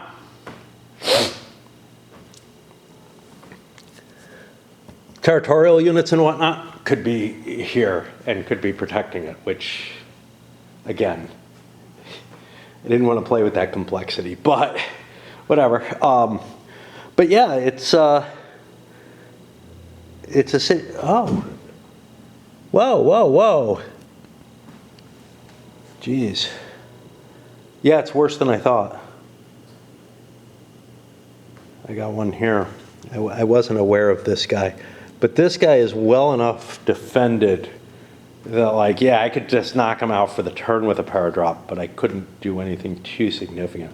But he's important because he actually spans over onto this map very, very nicely. So I'm going to have trouble everywhere. So I feel mostly stymied here. I moved all the reinforcements on the map, and you can see they're in these snaky columns because they're not able to use the highway that I already used. Well, they could, but they'd be even further behind. But I wanted to get this artillery up in front. 57th Guard, I still got this unit. I can't figure out what to do with it because he might withdraw and try to get pressure here, because this is just not doing me any good where he is. I might as well leave that unit behind. He's not going to be in supply. He's not going to get any healthier. And yeah, because I've got this all these roadways choked off. So that might make sense. I've got 57th Guard trying to ooze its way in here, but it wasn't even able to get into this hex. It's just too congested over here. And 18th Guard, I have not decided what I'm going to do with. I did bring up a reinforcement unit, well, a unit that was left behind to recover into place. But again, I'm just not seeing much that I can do back there, and this guy wants to recover. I don't know about that artillery. He's kind of out of commission at this point. There's just too many defenses in play, and now I'm out of EW, so I don't even have that 50-50 chance of getting off an attack that might be attritional in nature. I might get a little bit of an advantage out of it. In terms of casualties, in terms of gaining ground, things are a little different. Sometimes those attacks can get you ground, even though they cost you. But we're hitting that barrier.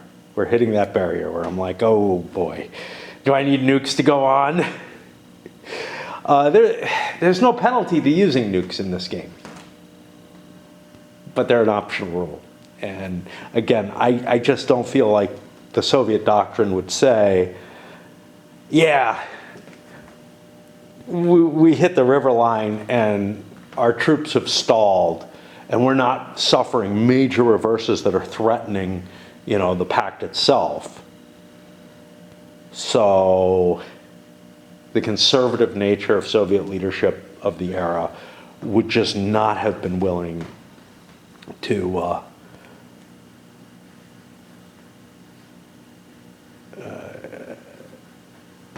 chance something so destabilizing, right?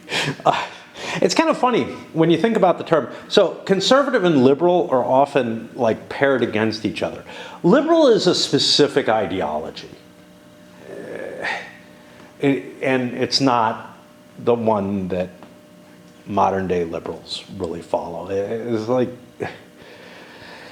I mean, concepts like race-based quotas and stuff are anathema to an actual liberal, right?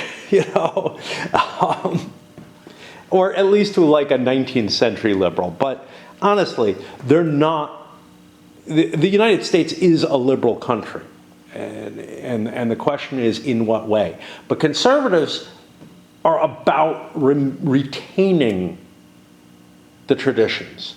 And if the traditions are liberal traditions, so like you can have Soviet conservatives who are unwilling to take risks and whatnot in terms of destabilizing the situation. And you have a very conservative mindset in the military, which is why it's so doctrinal, right? As opposed to, I would say the US military is more radical or individualistic.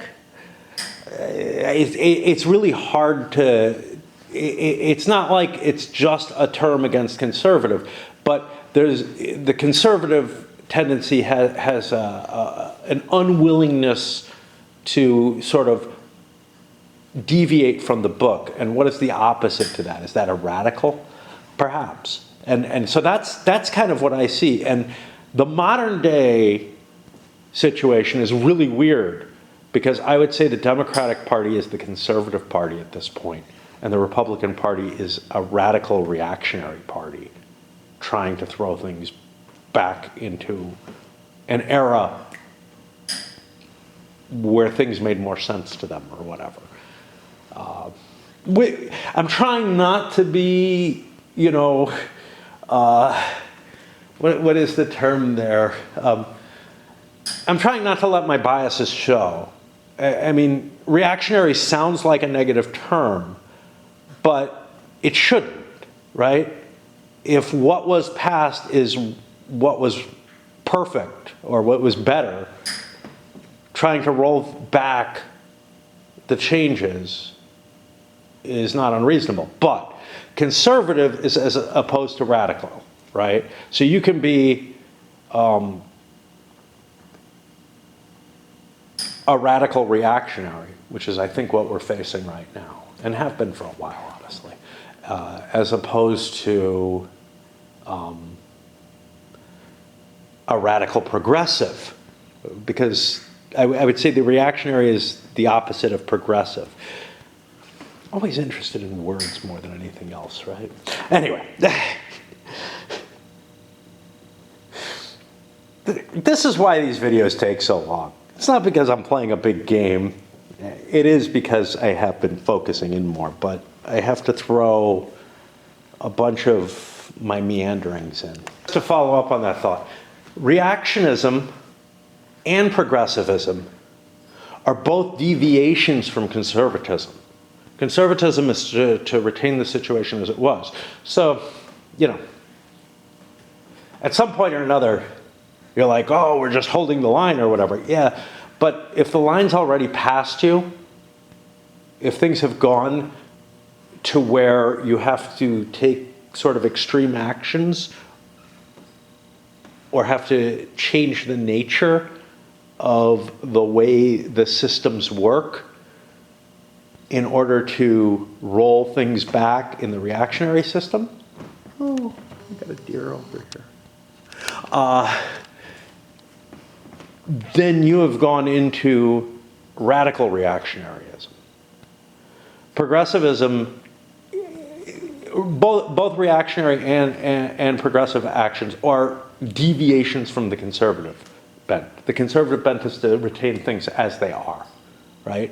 So if you were to look, you know, in 1980, Reagan was a reactionary force against the standing of, say, you know, the Nixon era. I would say the Nixon era was, you know, somewhat of a reversal to some extent, or a slowing down of the processes that, say, had been happening from FDR largely until Johnson, although you could say things slowed down quite a bit in both Truman and Eisenhower era. But it was a movement away from what was, right? And what had been sort of this compact as to how the United States worked. And it has deviated further and further along that path. The supposed conservative movement, which is not at all conservative. It is reactionary. The conservative movement probably aligned pretty well with, like, Clinton. Clinton was probably conservative, you know, in that he was trying to hold the line against the reforms that Reagan had put in play.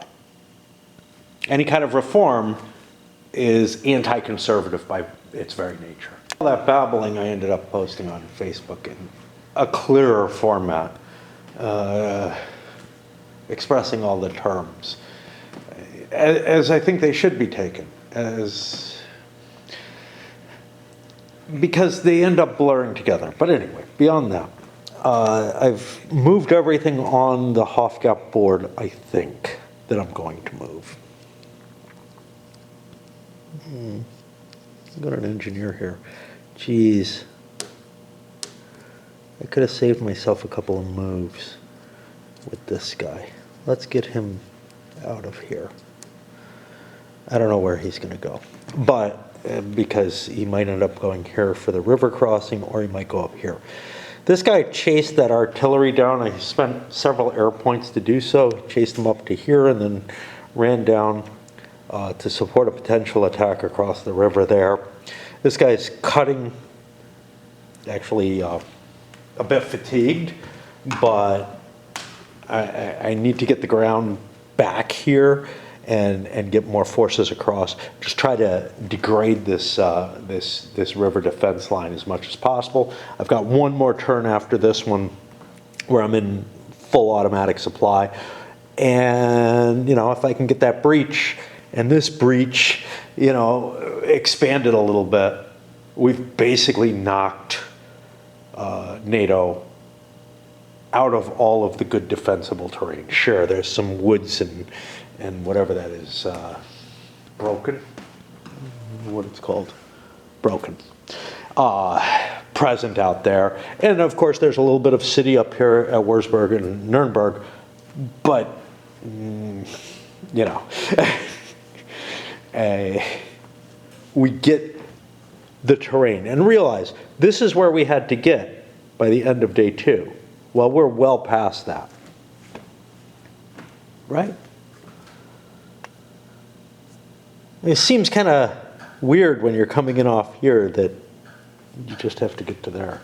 I don't know. But we're also past it up here, so that's cool. And we're threatening up around the Nuremberg salient. See, this line connects to the border here, more or less. The line on the 5th Corps map is way up here. And again, there might be limitations where it doesn't count if it's close to the border here or whatever. Because this just seems, I'm right on it, you know? All right, I think that means we're done with this map after I move this engineer. And now we're going to go back over here. But I don't really have the energy to do that right away.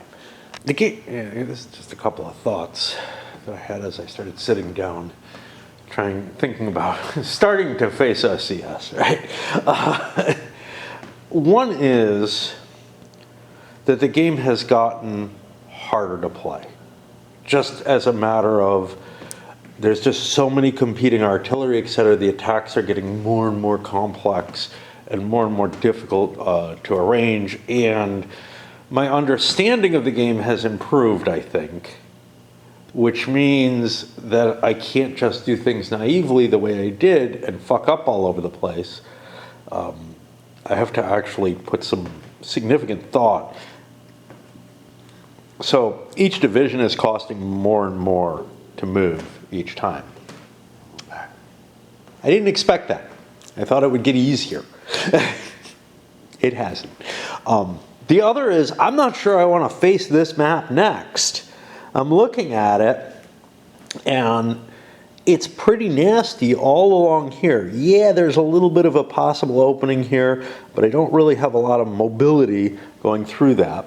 And what I think I'd like to do is know what I can do in terms of punching a hole here where I do see a gap and trying to take advantage of coming from behind. And if that's the case, well, I don't want to go to the Bauer map as the next one. I think I probably go to the 5th Corps map, where I've got kind of a handle on what's happening here.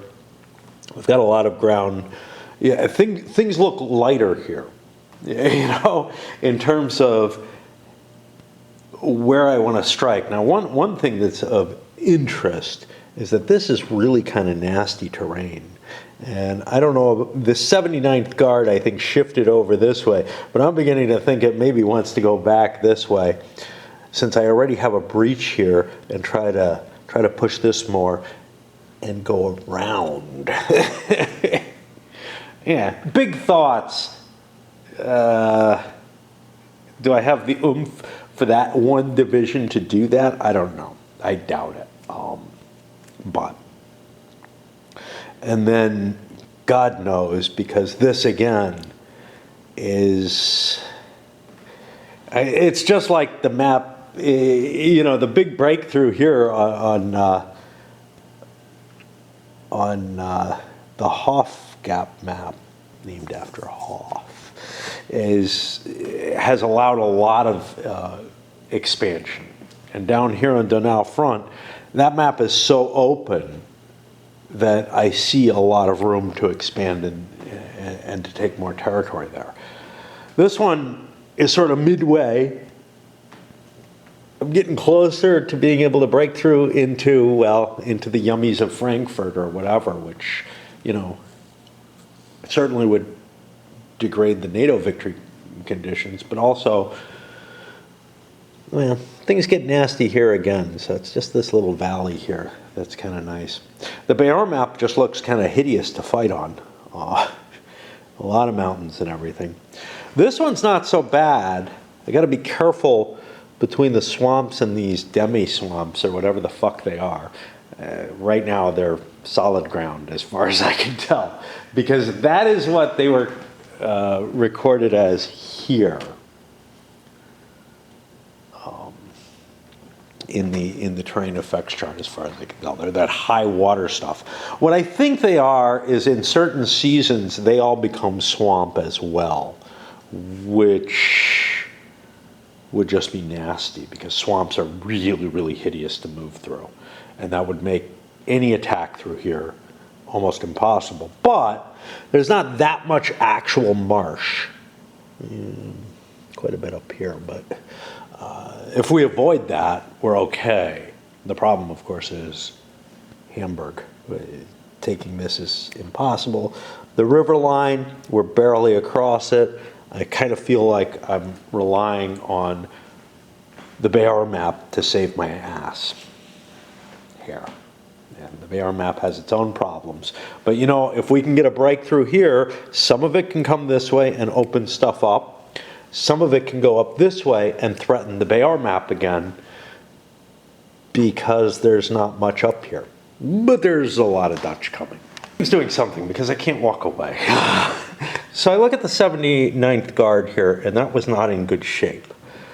So I'm starting to bring divisions in here, and I bring the 7th Guard in from these two roads, get it into place up here. That gives me 2 divisions. The reason why, even though this is nasty terrain, there's a nice little juicy weak spot there that I could hit. I still don't know. Now, 79th Guard is so beaten up, I can't send it forward. I mean, this guy maybe? I don't know. He's not in good shape. He's not in a good place is the problem. 1, 2, 3, 4, 5, 6, 7, 8.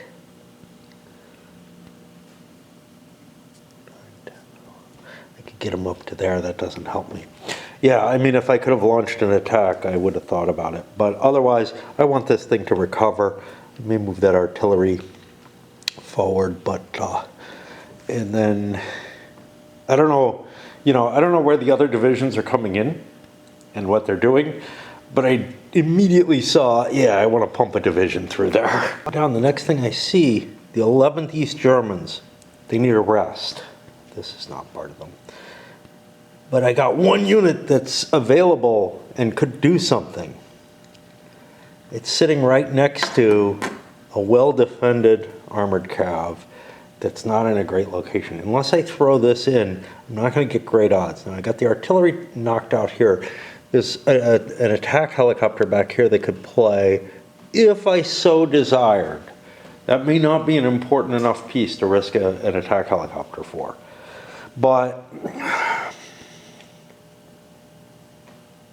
if I don't wear out this unit in an attack, and it might, I'm looking at either a 6 or 8 to 2, 3 or 4 to 1 is my base odds. It's going to take a lot to get me over that. But I feel like I'm just stuck here otherwise. And these guys, unfortunately, they may not be in supply. They're in supply through this, which I can probably cover by pushing forward with those units and cut him off. But it's no big deal that he's not in supply if nobody's attacking him. He needs to take hits for it to matter. And I just don't feel like I have the force to push my way through even that. Now, if I throw both units in, I could get a 16 to 2, an 8 to 1 attack mobile, throw some air power to get me chemicals. I could drop this, giving me both chemicals and smoke. This would be even better, but 1, 2, 3, 4, it's not in range. I'd have to move it, and then it's kind of in the same position as that is. Whereas, well, I don't know. But I could get another 2 to 1, so 16. 16. It's only going to be 2 points. 8. No, it's only going to be 1 point. Yeah, it's not worth it. So 16 to 2 is just 8 to 1 in nasty terrain with a shift against, and the possibility of helicopters being used, although I doubt they will. Even if I throw both units in, it could end up going to 16 to 5, which is only 3 to 1, which starts looking really ugly, right? I'm going to be in this terrain here, 3 to 1, 1, 2, 3, 4 shifts in my favor. I might do a damage, and I might hurt the helicopter, and that might be a fair trade from the Warsaw Pact point of view, but. And it's just, I keep running into these issues and saying, I don't want to attack. And I look at something like this and I'm like, they're all damaged, you know. They don't want to attack. The artillery is in okay shape, which means I could do something, but these are all real units I'm facing. This is no armored cav up there blocking me, and I feel like I need a lot more oomph than I have. But I'm running out of my chemical turns. The chemical warfare is going to start getting less and less effective. I'm running out of my guaranteed air superiority, and I'm not gaining the ground that I feel like I need to get. This map does not have a divide. No, it does. It's there. They're all on the halfway point. And those will be pretty much the victory conditions for the 4-turn scenario, the 2-day scenario, which I'm not limiting myself to that, but this terrain looks easier to hit. What's that? 39th Guard. I have 39th Guard here. Where else is it? We could chase that thing down. That wouldn't be too terrible, and then see what it gets us. But yeah, I mean, these units are not in good shape anymore. Of course, I do have 2 more divisions coming in, and, you know, I keep hitting these points where I'm like, oh, I'm really excited. I know what I want to do with a unit, and I come back, I move it, and now I'm like, yeah, but I don't know what else to do. I don't know what else to do. Oh, boy. I wish I had little markers. I could put number markers to indicate how many units came in through each of these roads in case I wanted to pump another division through there. I don't, but, you know, it's a possible thing I could do. But I think my divisions are going to come in, I guess, here to fill out more and bring more attack capability, and somewhere down here to push this way, perhaps, or up through there. I don't know. One non-fatigued at the time stack was present up against a real German unit, one of these guys. Went for a mobile attack, did a couple hasty attacks. Those didn't go well. I was throwing all kind of crap in there. Hasty and mobile. And then launched, on the second one of those, this helicopter jumped in. And so, I mean, we took some serious hits coming in. There was no chance that the helicopter would get hurt, so spending the cost seemed worth it to delay what's going on down here. Basically, we were able to eliminate an already badly damaged unit at the cost of a pretty hefty, the heftiest remaining regiment in the 27th. I don't know what's left of it. I don't see any more over here. But again, like, it feels like there's too few units. There's like 1 real unit there, 1 real unit there, 1 there, 1 there. Maybe it's only got 4 units to begin with. That sounds right, yeah. But the artillery, the direct fire artillery, is hammered and nearly dead. And the regiment and its supporting battalion or whatever are also in pretty bad shape. This is the cost of gaining a hex or two at this point. So this was not good terrain. This is the nasty stuff. It's almost as bad as a city. But we were essentially not facing artillery. We were, in okay shape overall, rolling on like the 9-to-1 table, and just didn't manage to do much at all. And, it's just what the game gives you. With limited light, I don't know why. I think it's fine in terms of the video, but 7th East German. I still got one over here that I can move into place, which I will. But that's over here. This guy busted up the artillery he was adjacent to after several rounds of combat. Didn't really expend much.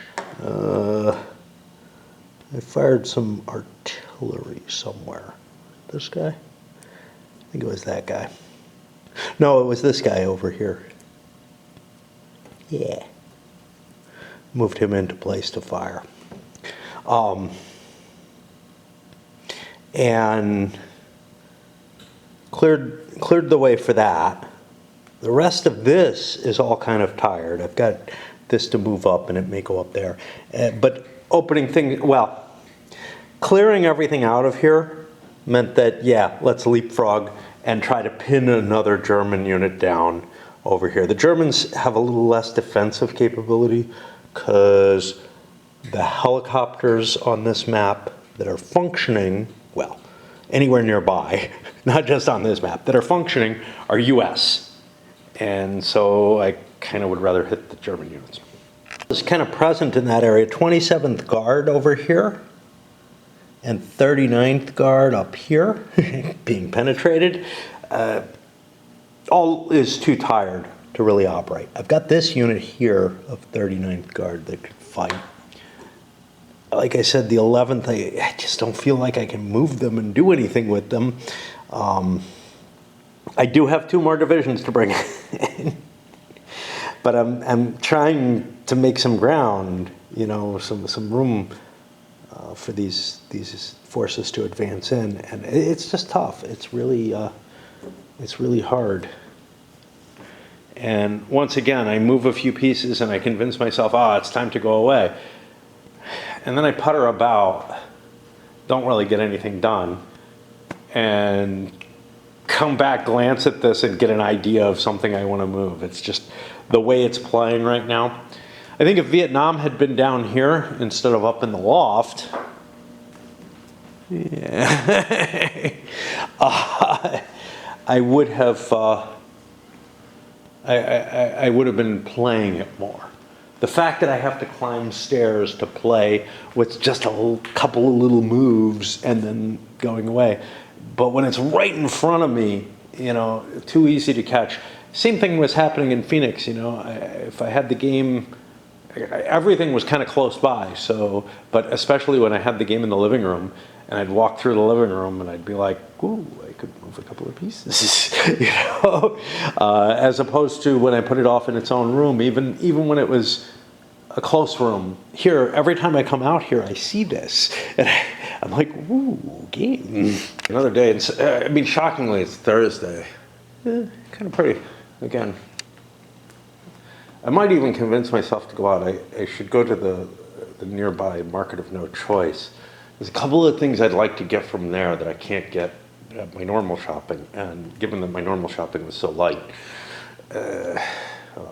felt heavier than usual because of where it was, but and God, my thighs ached so bad last night, and I ended up sleeping like 10 hours straight, which is weird.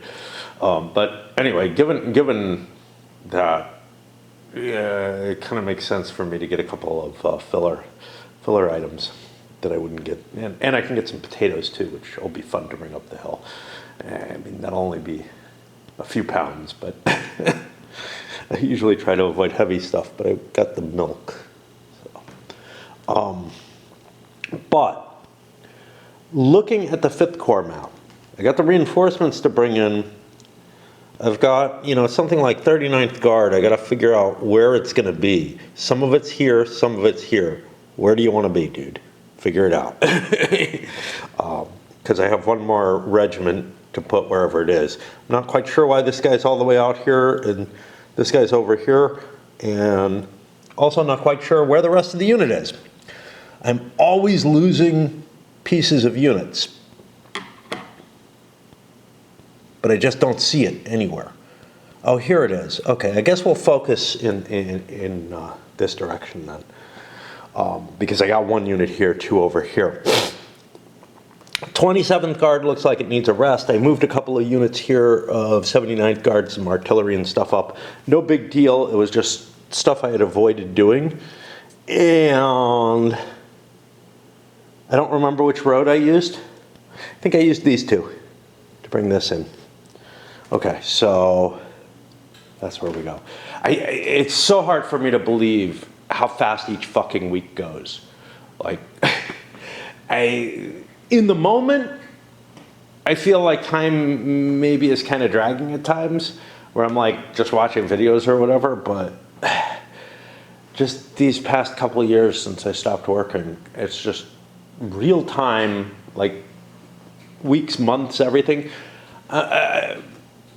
It just is all gone. Things get tricky. I've pulled out one more division. I sent one up here, the 11th Guard tank. That feels like it's going to be needed to cover in here. Now, look, I would love to get something in here as well. I just don't have much expectation of advances on the 5th Corps map, which is part of the problem. And things look kind of maybe weaker here. So a position here to drive in that direction might make sense, or to go up this way, or even against the Germans, I don't know. But it might make sense to just drive against this, and like I said, try to smash into the Bayard map. But I'm really curious what's going to happen here. So I feel like I have to do the Bayard map, or at least this part of it, before I do anything over here. Now, this part of the Bayard map is sort of disconnected from the rest of it, so I'm not going to run all the way back to the North German plains and work my way over. I'm actually going to just operate here because I don't see any of this being able to intervene in this.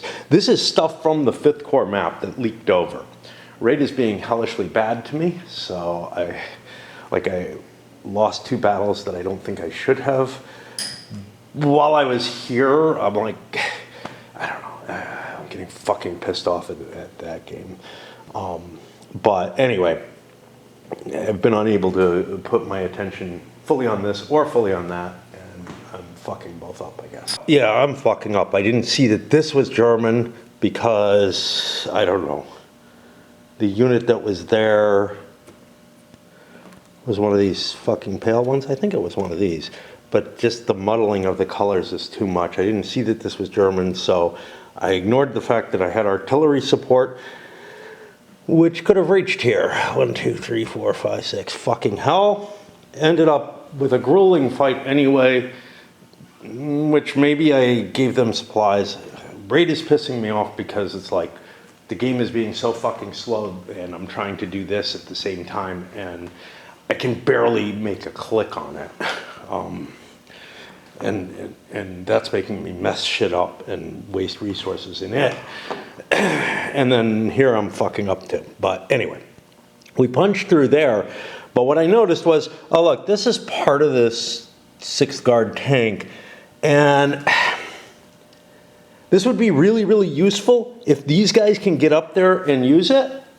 But it would also be very valuable to try to withdraw it and get it over here for further penetration in this direction. The better thing would be to break this though. So now I feel like I have to look and see what the 47th can do in order to try to figure out whether or not I need units down here. I really want this river line here. I'm beginning to think that I've got to go this way and not that way, but I don't know, and I can't fucking think straight when I've got 2 different things that are competing with my attention, neither of which is going well. And this is not normal for me. You see it every now and then where I get angry, but I'm in this sort of manic rage state where any kind of delay, any kind of barrier, whatever, anything that's in my fucking way, I can't even find words. I'm so, is just debilitating, right? Like, my computer's being slow, it does that. But the fact that I was doing this, maybe I had too much sugar the last couple of days, those damn donuts, but something is like really rendering me almost entirely incapable, but it's in this sort of manic sort of way. Coffee. And, you know, this would happen every now and then. I don't know what the fuck it is, but it's the kind of thing where I just throw my hands up and give up. But the problem is, it's not like a depressive type state where, you know, giving up, you can just curl up and kind of cry yourself to sleep or whatever. Not that I'm capable of crying anymore most of the time. I don't know what happened to me, but at some point or another, I lost that. It wasn't recently. I don't know, maybe 15 years ago or so. Like, yeah, I can weep a little. My eyes get misty, but yeah, I don't know what the fuck. And now I got to go back, and I'm like making video instead of trying to play, and I'm bopping back and forth.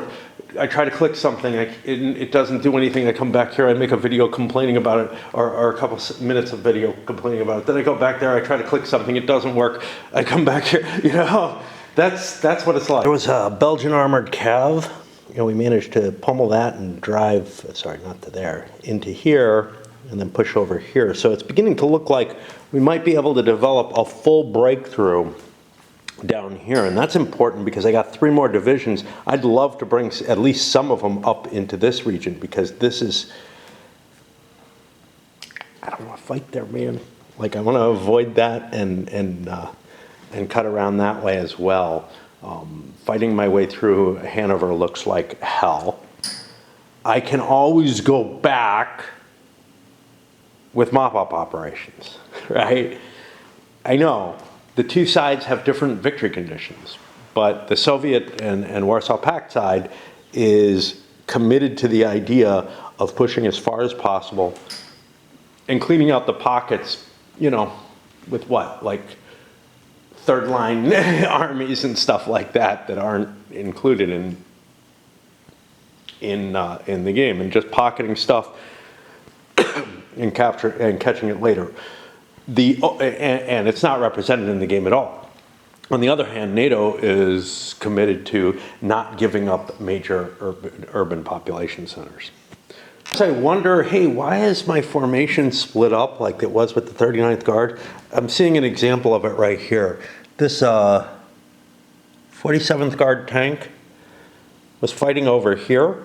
It has pushed this artillery that far. If you can't prevent their retreats, and you feel it's necessary to pursue, you just end up shooting your way across. This is not where I want him. I wanted him over in this general area to conduct this attack, but getting that artillery gone is really, really important to me. And at this point, I might as well finish the damn thing off, because I'm out of movement points. I'm not going to be able to slip around the back and get any kind of strength over here with that particular regiment. I do have other units of the 47th Guard tank back here. Again, though, it doesn't feel like I have enough units. This must be one, right? No, that's part of the 207th. But I'm creeping further and further into the Bayar map to try to figure out what to do over here with this division that I have set up and ready to move in. Oh, boy. Make things complicated. That route being established, and us still having another turn of air power guaranteed, plus chemicals being more effective and whatnot, but it's the air power that's the biggie. Sorry, it's the supply that's the biggie. The air power is important too, though. But we were able to chase this artillery way out here. Now, this has basically gotten us a victory as far as I'm concerned.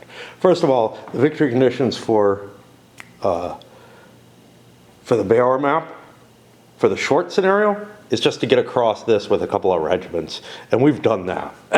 We've done that easily, and we're breaking through more. Of course, that wouldn't happen without the 5th Corps units, or the units off the Fulda Gap area coming in, but, you know, the conjunction of the maps makes the victory conditions for those short scenarios especially particularly difficult. But we're not really looking at victory conditions like, there aren't good ones for the overall. Once you start linking the maps, the fact that you can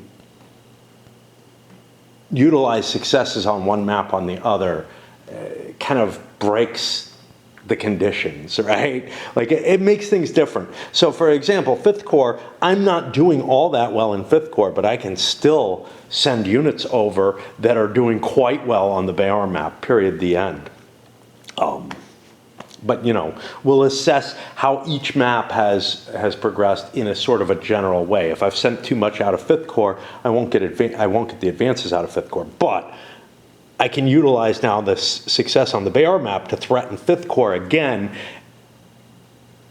And it's just, you know, when you have this big broad panorama of different locations to attack across, and the game was never designed with a singular victory condition across the whole set of maps. It's just a problem that you have, and you know, we'll just estimate as best as we can, but you can see what the pursuit can do. At this point, 6-guard tank is going to be centered up here.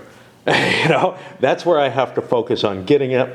We'll get that one into place. What I really wanted to do was neutralize this artillery, but I can't get in there without dealing with this unit, so I'm going to just bypass and push as hard as I can towards that. One problem I may have is there's stuff in the background. It's probably going to fall back, but if it doesn't, it's going to interfere with my movement forward, something NATO has to consider.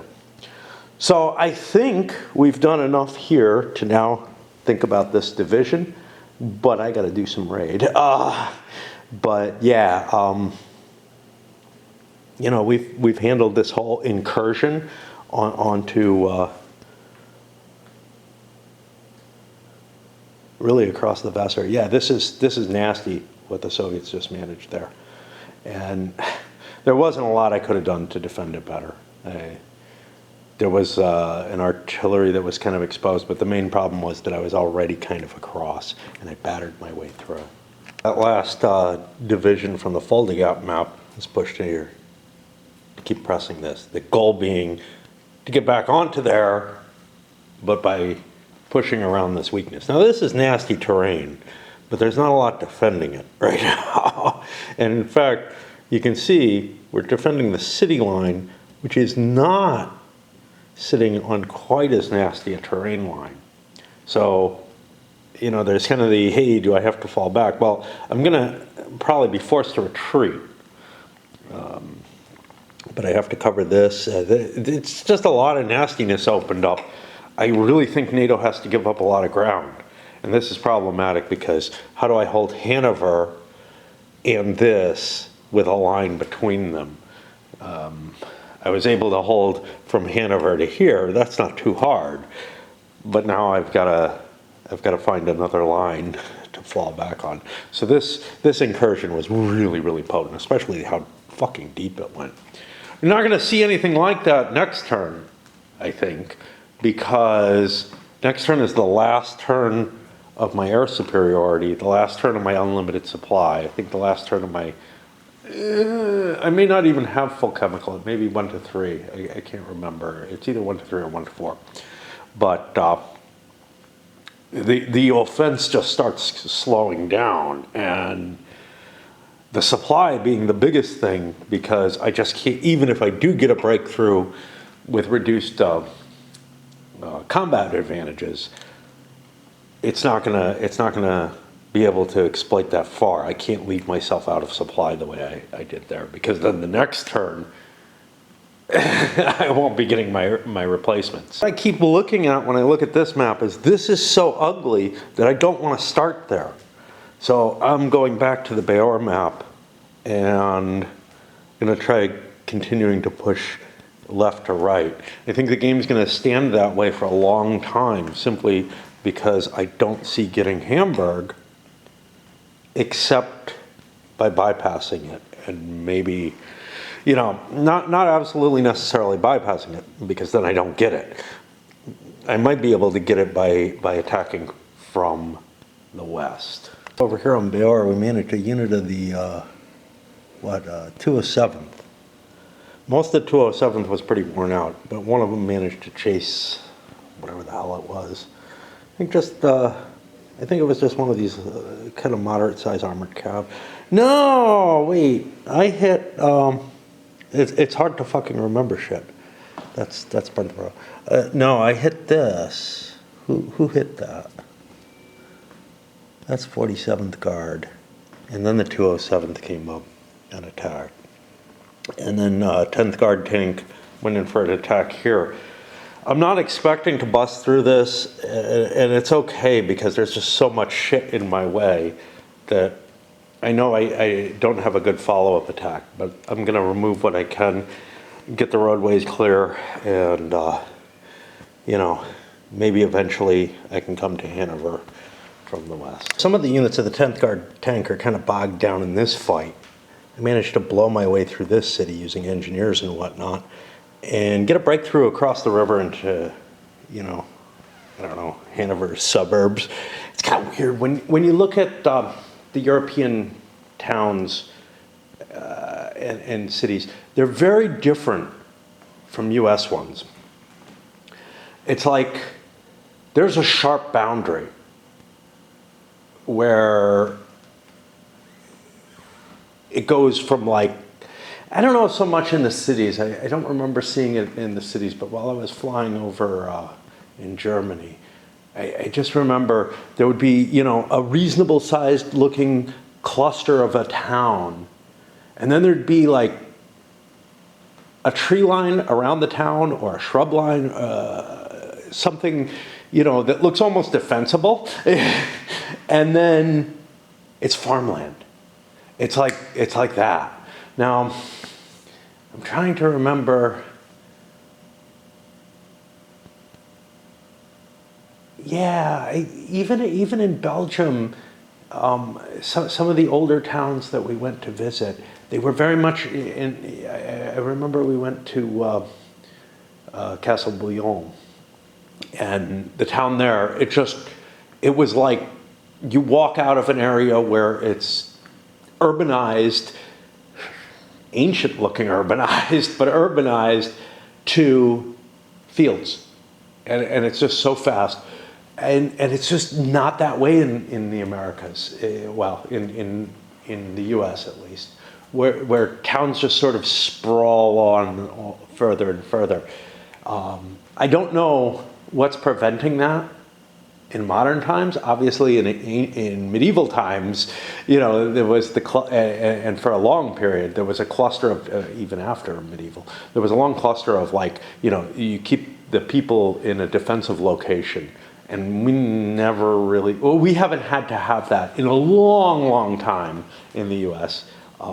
You might see something similar to that in certain Western towns, I guess, at one point, but now they just sprawl, and so there must be something that's preventing that kind of sprawl from happening. I don't know.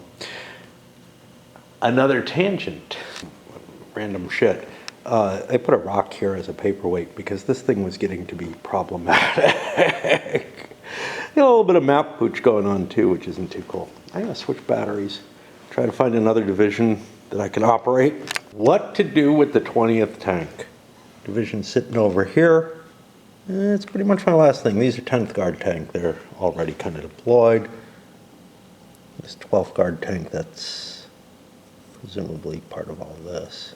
Didn't flip in the right direction, which I will deal with later. But the 20th tank, what I want to do, I think, is try to slip it back here because I've got a lead unit there. I don't have anything else deployed in this direction. Although this direction is appealing and looks like the easier route, slipping in here seems valuable. Maybe I can clear out some of this. This thing, too big for me to deal with. It just is. I mean, I know things half that strength are nightmares. And that's kind of the problem, is there's a lot of nice, big, juicy British units coming in. And they're just tough. Are the U.S. units that tough? Some of them are pretty close.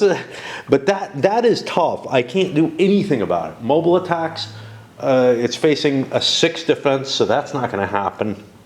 And then conventional, it's a 7.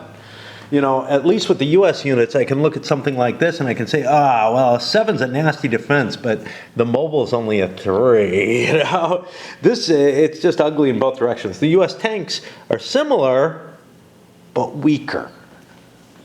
And I have no idea, like, how I could possibly get enough strength to hit that. So 10-1 is about what you want to hit with. That's 70 strength points. That would be like a full attack by an entire division to take that battalion down. I don't know, what are they? They're challengers or something?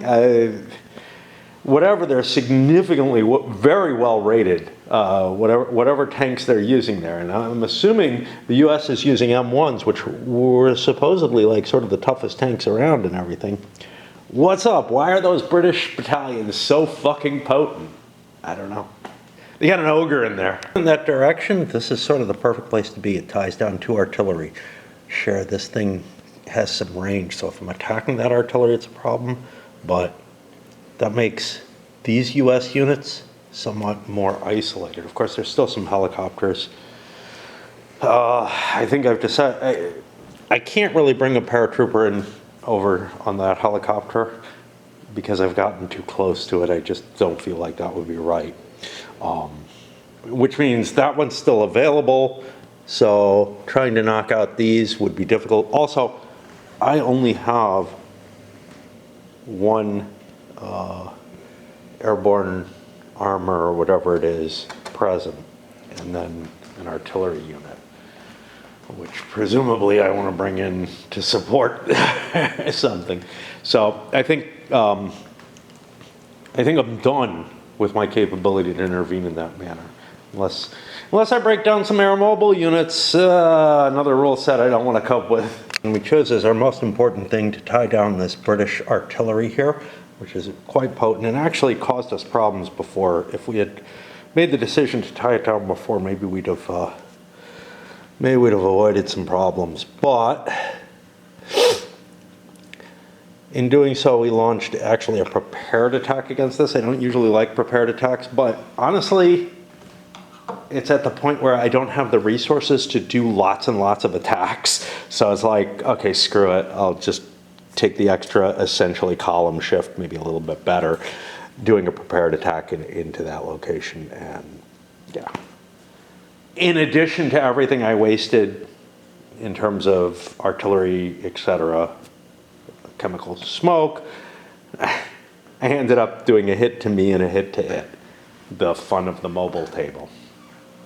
But it was the only way I could get anything like odds. I think that's most of this stuff. Now it's time to think about the reinforcements and me to keep running back and forth with raid.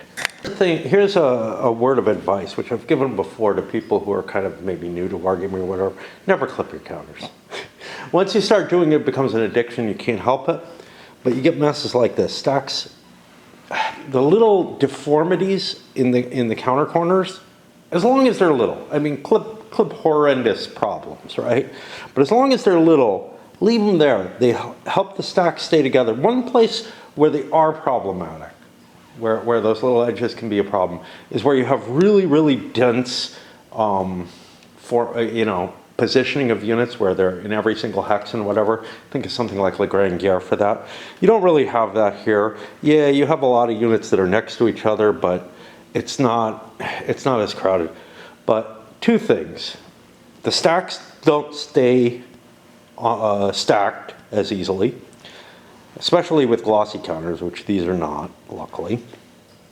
And it's harder to pick up a stack because they don't stay stacked. So you pick up you aim for the bottom unit, you maybe slip up a couple of units and, grab just the top portion. Or worse, you grab the bottom one and the stack falls over. And again, before I bring these divisions on, I want to clear up what's going on with this 12th Guard tank. So I sent a unit that was kind of behind across the river here to attack the armored cav. First hit, EW failed. Got a little beaten up. Second hit got me into tying down this artillery, which is a good move, but I still got this one in range. 1, 2, 3, 4, plus attack helicopters, etc. I made the decision not to knock out this attack helicopter because there's too much artillery in the way. It just doesn't seem like a good time. And there's Dutch units coming on that are going to clear any problem out. Likewise, this German helicopter here is also a problem. I didn't notice that. That might have been able to... I haven't hit anything on this map yet. It was this map, yeah, and he's out of range from that. And this one I think is pretty beaten up. So that's going to have to recover before it gets to do any more missions. So unless I want to risk losing it, you know, because even on shitty tables, I mean, unless they're absolutely shit, like down here on, you know, what is like 1 to 3 in the flat, right? But 3 to 1 in the city. So, but unless they're on a really, really shitty column, there's some chance you could lose it. Now, if it's a mobile attack, that gets you out to about here, 4 to 1 in the flat, before you're in any risk. And you know, 4 to 1 doesn't sound like a shitty attacker column to me. As again, part of the problem with this game is it just defies your expectations in terms of the points. I think it holds together. I think the points actually make sense just because the way the artillery is factored in, etc., it is a significant part of your capability to launch any kind of attack. And you do need to, even with, you know, so-called march attacks and hasty attacks and whatnot, you can still get a ton of artillery support in those. So it's not like you're lacking that, right? It's just the plans aren't as good or whatever, I don't know. Crashing into this mostly unsupported, I think I have another attack if I wanted actually. Mostly unsupported German unit. Yeah, I think I spent it 6. I don't know. But was able to get support from the helicopters and on one attack. Yeah, there were 2 attacks where the EW succeeded, 1 attack where it didn't. I'm running low on EW. Down to 2, no, I'm down to 1 left on the North German plain. I got 2 left on the BR map if I need them. All these divisions coming in. Probably going to have to move these units as well before I make my decision as to what I'm shifting in this direction. My hope here was to bash this out of the way so I could tie down this artillery, which would then open everything up and open a route through here, which would be great because this looks all undefended into, you know, there's the swamp, but otherwise there's pretty decent terrain for offensive operations. But yeah, that didn't work. That did not work. And now, sure, I could conceivably hit with another unit, do the same kind of operation because a follow-up could hit this. But again, you know, slowed things down. This thing is as beat up as it gets. So I should be able to bust it out of the way. The only question, and by the way, my own helicopters took a hit there. The only question that comes out of it is, how much am I going to get hurt trying to do it? Once I hit this, though, I'm home free. The only thing that can protect that is that helicopter. But I don't have a lot of EW, right? So if I don't have a lot of EW, I got to start thinking real hard. Is this the most important place I can attack? I still think it is. These are Germans. They don't have a lot of support. I might take a big hit eventually, but I also don't think I'm going to get many attacks in here, and I'm probably not going to break through except if it's right here. So, yeah. But you got to make a double check are you using your resources where you should? I do think this is the place to use them. I don't think I'm going to get any kind of breakthroughs along this river line. That just looks ugly, which means this is the only other potential place, and I think that's a weaker option. This gets me further in. Divisions that come in this way can help clear the way so that I can push forward with the units from this map, or they can just charge forward and then, you know, maybe make a hard left or something. We're out of EW on this map. We're running low on air points at this point, I think. How low? We're down to 15 air points total. That's gotta last us. You know, again, if I'm gonna do any follow-up attacks or anything like that, it's gotta last through them. I don't feel like those tend to be very helpful, right? I feel like that follow-up movement tends to be more helpful on the defense as a reaction to attempts to just push units further than they can go. But it does mean that this is a lot uglier. This helicopter took some damage and stood out for the second round of the combat. But these guys took some damage. The helicopters down here took damage. Everything's kind of getting beaten up and worn out. But I feel like the 12th Guard tank has done its goal. This unit's not moving, but I'll probably shift that artillery into a better location. So I got these units all tied down. I didn't get the breakthrough I wanted. I would have really liked to have this clear, but that was a secondary objective where the, fuck. My battery's not charging. You son of a bitch. But that was a secondary objective rather than, you know, the main goal was tie down that artillery, make sure that that's not going to help the helicopter. There just aren't that many helicopters available. Oh, this one might be in range. Uh-oh. It's so hard to keep track of things, especially when the counter color changes. You know, these are Brits. I feel like the inoperability between nations seems a little extreme, given that there are, you know, coordinated multinational military operation training that regularly happens. I think that that's being handled a little too extremely. However, man, if NATO could just, you know, throw their non-divisional assets, not that divisions matter to them, but if they could just throw their assets around however they want it, this would be fucking impossible. It would be a complete nightmare. The EW is so limited, and the only thing that you can find is, oh wow, there's like friction because there's multinational forces here.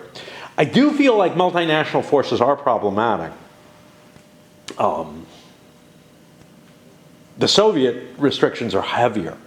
They have like the divisional restriction, but then their non-divisional assets are completely able to be, you know, allocated wherever the hell you like, as far as I can tell. But yeah, keeping track of where there are assets and whatnot that might interfere, especially those fucking helicopters with their 30 hex range. I mean, yeah, I got my sheet of paper to measure. That's not the issue. The issue is just even remembering to look around. Hey, is there something out here that could interfere with this this fight? So yeah, I would have probably used this helicopter. First of all, I would have used it instead of this one because the strength points that I lost, you know, I had already used this one. I didn't want. I want to keep it more balanced because this is going to have a hard time recovering, whereas if I had a point on each, that would be fine. But also, that final attack just wouldn't have even, that probably wouldn't have happened. The Soviets probably would have passed on it if they realized the helicopters were available. And if they didn't, and I realized in mid calculation, which is really unlikely, that, oh, there's a helicopter there, then I probably would have gotten my ass handed to me. And oh shit, there's the battery again. I moved it, it looked good, now it doesn't. I noticed that, yeah, the helicopters for the Germans has been used up, but this thing is a problem. and I got no EW. I got to figure out how to do that. I'm going to see if I can get a division into play in this direction. It's kind of one of the choices that I had for pushing someone in anyway was coming this way. I think what I end up doing is committing an entire division to enter through this road, which sucks, just because I can get a unit there, tie down this artillery. Oh, I hope this guy's not here. I don't get to attack. Was a long walk there. Now here we see the insertion of the 35th Mechanized. Managed to tie down another artillery. That's really, really cool. I can't get to this one. It's not a big one, but it's just somewhat out of range. Could I have devoted something a little better? I don't know. I don't really think easily. Coming down this path or something, but with an EW attack on this, knock this thing out, I might be able to hit that. And then just start degrading this entire river line. In the long run. Yeah, but the days of milk and honey are drying up real fast, aren't they? And we have, if we look at what the units that were supposed to be on this map did, it's not a hell of a lot.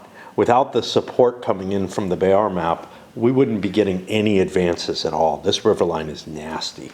So if you played this as a standalone, you wouldn't have all these advantages to crack. And it's really to the attacker's advantage to have all these maps in play, as opposed to concentrating on one. And now I'm down to, well, I only used this road, so I got 2 more divisions. May try to shoot something in down these 2 roads to get up here.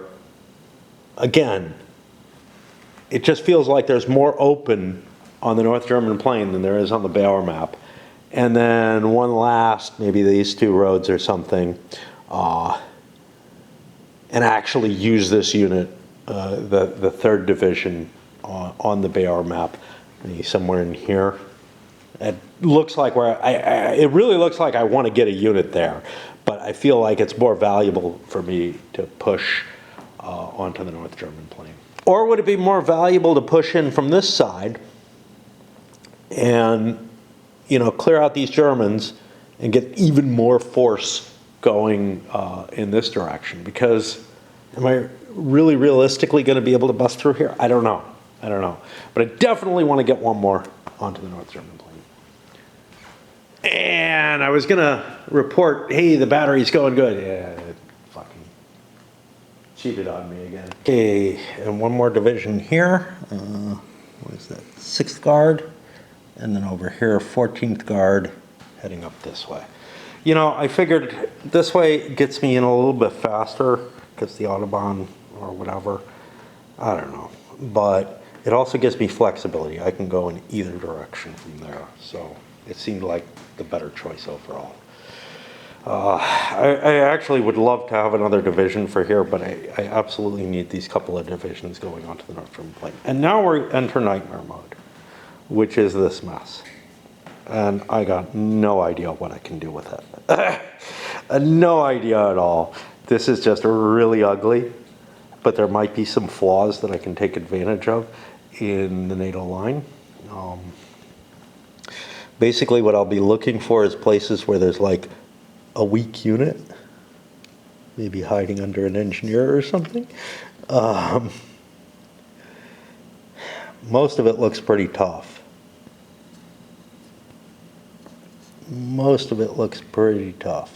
Like there's this, but I'm not really hitting there, I'd have to swing out of, I'd have to withdraw from engagements that I'm in. I figured cutting here was more valuable, and there's a reason that unit's so light, is that the Germans decided that they didn't need as much defense there so that they could concentrate elsewhere. Yeah, there's, I can beat up on this, whoop, whoop, whoop. I can slip in across the river here, that would help. Because there's no zones protecting that little thing. And that's probably the best I can do, other than fighting stuff that's between the rivers. Fighting stuff that's between the rivers or maybe in Hamburg itself might be worth doing, but it also might not. So we had a trick up our sleeves. We managed to do some counter battery fire to knock this thing out. That's a rarity.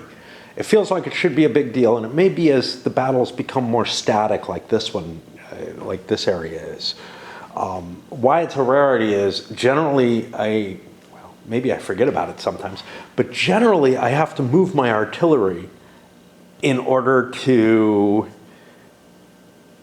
get it in range and alone. I'm not sure if it has to be alone for counter battery fire. Again, so many little finicky things. I think it's okay to not be alone. But what that meant was that I was able to hit across here.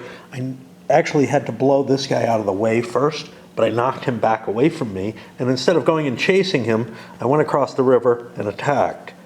But my attacks didn't get me as far as I wanted. I beat this up pretty hard, but not quite enough. Is it going to get a chance to get out of there and maybe get another unit cycled in? Maybe. There's not a lot of room, though. There's not a lot of extra units available waiting to slip in there, even if I can back them out of there. And backing them out of there, of course, costs him a friction point, which would slow down his recovery in terms of defending himself.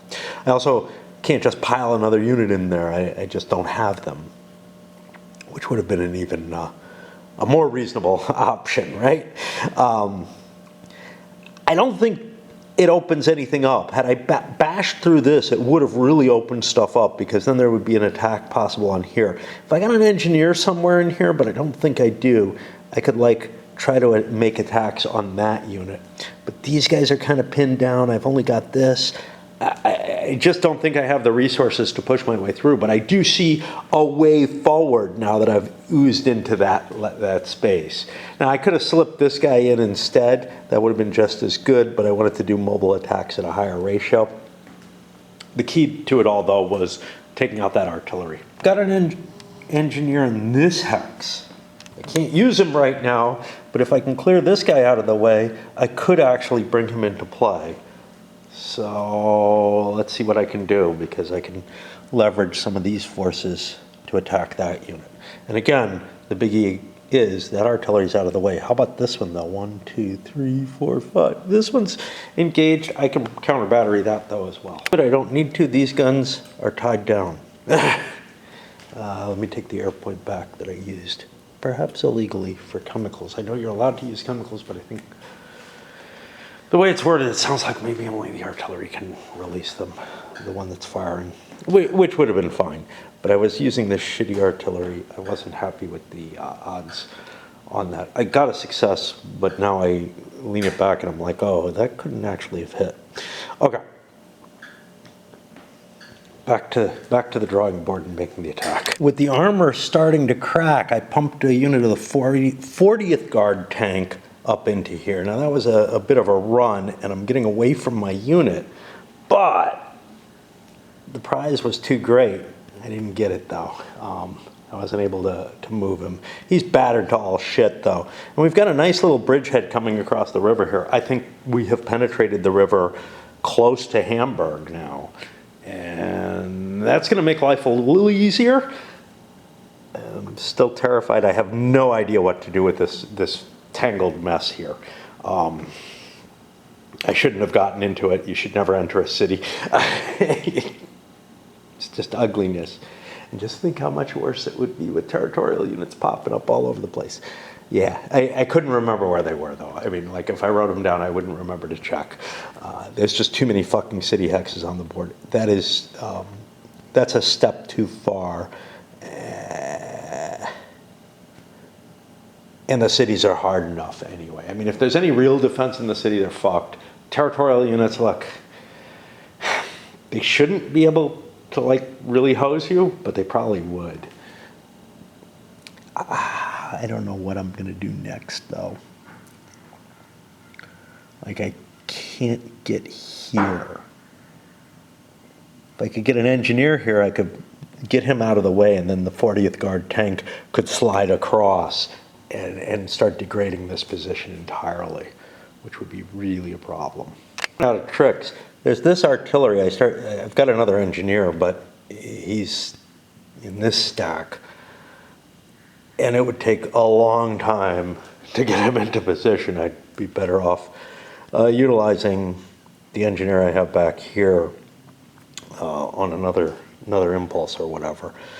But what I do have, what I do have is potentials to attack in here. There's one artillery, two artilleries that are screwing my life up though, here and here. And those guys, I don't have counter battery that can hit them. And this nice big 10 hex counter artillery that would be great for it. But I threw it right up into combat for some unknown reason. And yeah. And these guys, 1, 2, 3, 4, 5, you know, crap. They've got a line that covers most of the center. I can still hit this, it looks like. And maybe something will come. Oh, if I hit that, that'll free up the artillery. Then I can counter battery both those units. And we'll see. It'll look good though. There's two real units in there. They have a mobile defense of 5, which isn't terrible. I can get 26 from these two. I can't bring this in because it's a different division. My eyes tell me. I could use a lot of rocket support though, and just try to, you know, death or glory this thing. Turned out to be a Hail Mary after all. When I moved the pieces after I rolled the result and I was going to do the damage to it, this isn't a city. There's a town space in it, but it's no city. So it turned out a lot easier than I thought. Killed both units, and that should give me the capacity now to reach both of these, knock them out, and then be able to get more hits and just slowly collapse the eastern part of Hamburg. I think it's worth doing as much as I can. It's not a great payoff, but these divisions are useless. They can't cross the Elbe. It's too wide. Which makes no sense. Like, I have the feeling that the rules on this map are different than they are in the original, but I don't want to go look it up. It definitely seems to me, though, that you should be able to bridge just about anything by modern times. Oh, it was actually intended. I found, let's see if I can get this up here. I went and bothered to look. What the hell? What's wrong with me? The Elbe River north of hex 3533 may not be crossed. I also found the rules on those wet hexes. They're not as bad as swamps. They're like 4 movement points. But I don't know. Like, what are swamps? Marsh is only 4 movement points as well. This is also interesting because I think it delegates the type of combat isn't at the choice of the attacker in the new system. It's based on the terrain you're attacking, whether you get a mobile combat, which actually makes more sense. I kind of, there are certain things about the new system that I think I'd like better, but there's something so intriguing about this whole friction point system that is, to me, the glory of this design. It is what the game stands or falls on, basically. But yeah, the Elbe can't be crossed. These are the same as swamps, so yeah, I would have done it right. You roll a die at the scenario 50-50. There was something else I wanted to talk about, but I can't remember what the hell it was. I have to pee, and I don't think I have anything else that I'm doing right now. I was considering the artillery fire. Okay. So here's the thing. Even in the unlikely event that engineers couldn't construct a long enough bridge across the wider parts of the river, certainly an invading force would carry some sort of amphibious stuff to get across that, right? It feels absolutely wrong to me that you would just say, yep, this is impassable. I just don't buy at this point that would happen. Now, Would that amphibious stuff be safe to make an opposed landing? Probably not. It would, the rules for it would result in something really nasty or something. Or you can make a simple rule, which is that, like, if there's a zone of control or a zone of control within a hex of the landing space, it's just not allowed, which would force NATO to defend this, but more sparsely, and they could do it, with some relatively light units. Now, maybe it's better just to abstract them away and say they're defending that if need be and whatever, and I'm fine with that. All right. Well, I was hoping to get this done before things got dark. They're not too bad, but I'm not getting much light out of there. Some, but my back is killing me and a number of other things. And this really is a nightmare. I mean, I'm picking through, and these are all the homemade counters, so they're problematic in that way too. They're spilling and popping and all kind of nasty stuff. I know that there's more attacks. There's not a lot. I'm down to 5 air points left. And I attacked this space with a really big hit. I threw like 35 strength points and got myself a 7-1. Ended up, burning the shit out of this rocket launcher and stuff like that. And I do a hit to each of us. 7-1 isn't good in the city. With gas and everything, I'm over. I was over on this table or something. But still, not good. And not very good die roll, and I don't get much. I wasn't expecting to be able to knock this out of there, but I was expecting to be able to attrition it a little better. On the bright side, it doesn't recover, and I do. So at least there's that. But yeah, I look at places like this, and I'm just like, I've got fresh units next to it. I've got to be able to attack it, right? They're different commands, so I can't do a multi-hex battle on it. The units of the same command are kind of blocked up on the road. This feels like the Ukraine situation, right?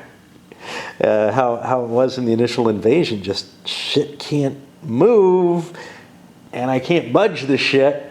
And in a sense, you could kind of say, well, kind of makes sense then, doesn't it? I don't know.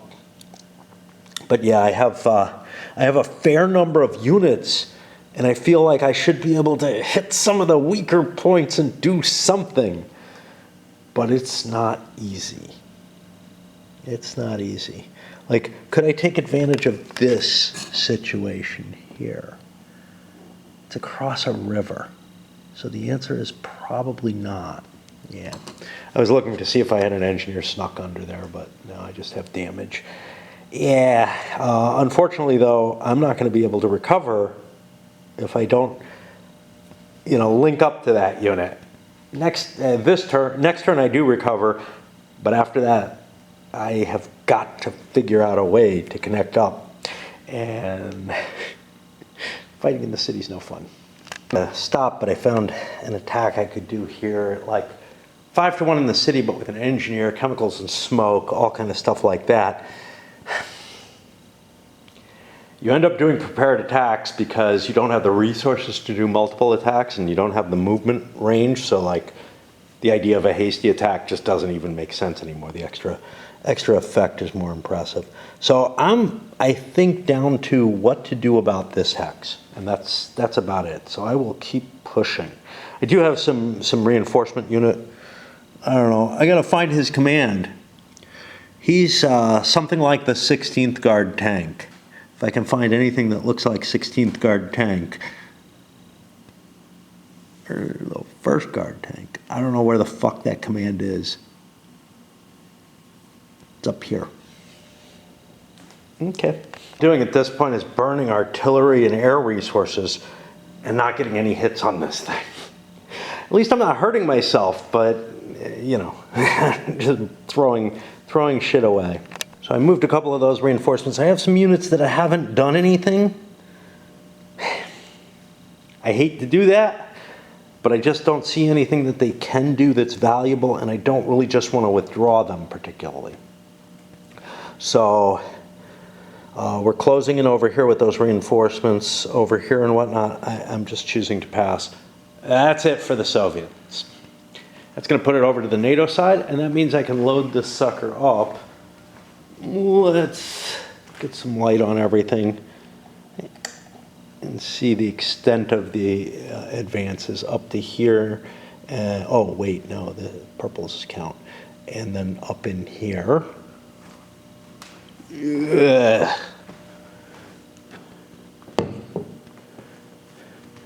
Getting real close to Nuremberg up here. This side, not so much. And then otherwise, largely on the river line with some breakthroughs. Not getting a lot of ground over here on the Fulda Gap map. In fact, some armored calves still sitting around. What the hell? Why didn't I do something about these guys? I got like a unit there, but I don't have the additional resources to bust through it. But obviously, I've got to be able to do this. What the hell am I doing here? Oh well. I mean,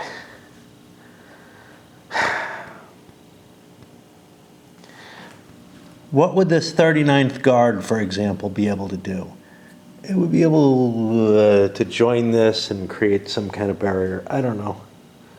I'm all right. I'm not loading it up yet. I've got more to do, and today is not the day it's going to get loaded. Up here, pushing through on the Bear map, making our way pretty close to the Weser in a number of places, and ignoring Hanover, but kind of trying to outflank it. What's up with this? Why didn't I use these? Well, they're tired. Okay, at least there's that. But I'm too tired to be able to figure out whether or not what needs to be done over on that 5th Corps map. There might have been a couple of units I wanted to do something with, and I was just so happy to get done here. These guys are tired, but the artillery's not. I might want to move the artillery. It serves some purpose. Let's just do that right off the bat. Some of that is non-divisional, so that it can interfere in all kinds of shit.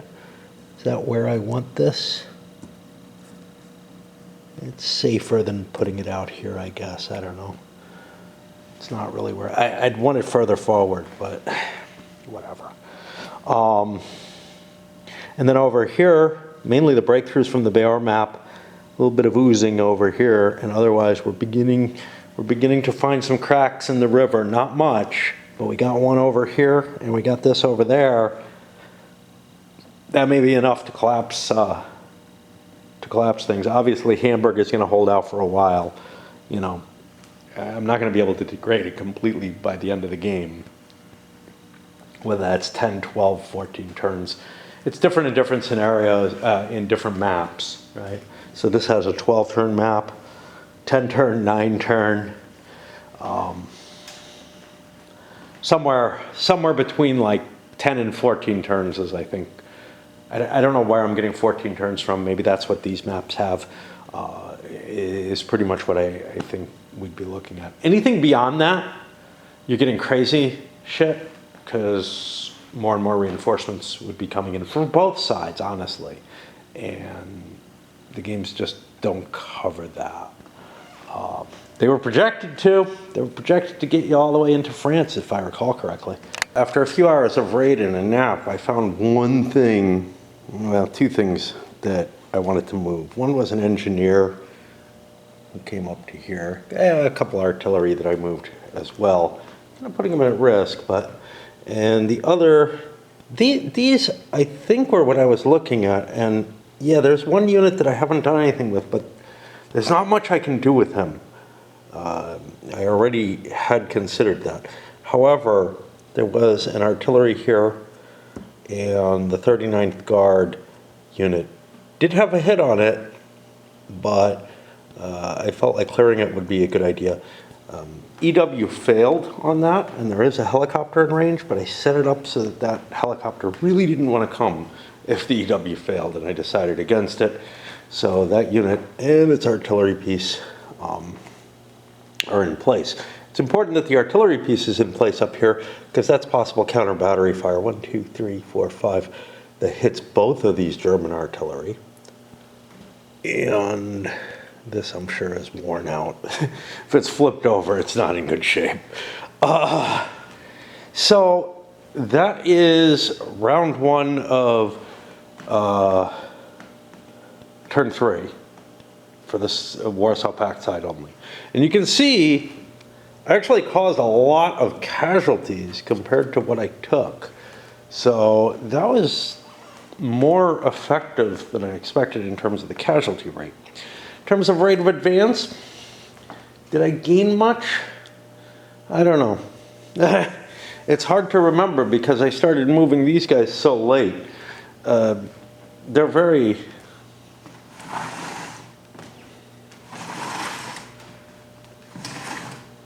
The Czech army has advanced quite far and penetrated up to here, but that was mostly open. Don't feel like I made a lot of ground in here, although I did make an advance. Again, taking up the ground that the enemy gave up, the undefendable or indefensible ground. Stupid paratroopers. They did their job, but it seems so weird with them way out there. Over here on the 5th Corps map, again, we made... I feel like we took the ground that was offered to us. That's really what it feels like for the most part. Although there was some struggle over this. That was the Hofgap. 5th Corps map, again, I don't feel like we made too much in the way of gains. Beor, I think we did, mainly this. But that I just did that, so I remember that. And clearing some stuff again, occupying the ground that was already more or less ceded to us. And then here again, oozing from the other map. And that's diverting the river. And here, really slamming, as hard as we could to get through it. You know, rotate some of those artillery, but that's about it. All right. I don't know if I have enough gas in my tank. This is going up, but I don't know if I have enough gas in my tank, especially in the dark, to cope with the NATO response. Mainly, it's hard to see when I've got little spotlights on stuff. And so it's going to be harder to get the big picture as to where I want to try to create defensive lines and everything. I mean, look, we're cracking through the river. I mean, we've already lost, as far as I'm concerned. The river's fallen there. Here, there is no river. The defensible terrain's here, and there's a big weak spot that we have to defend. Here, again, the river's been penetrated or bypassed. And over here, of course, yeah, but can we roll up a flank? I don't know, But on this side, the river has, again, been broken. All right, I'll send this up.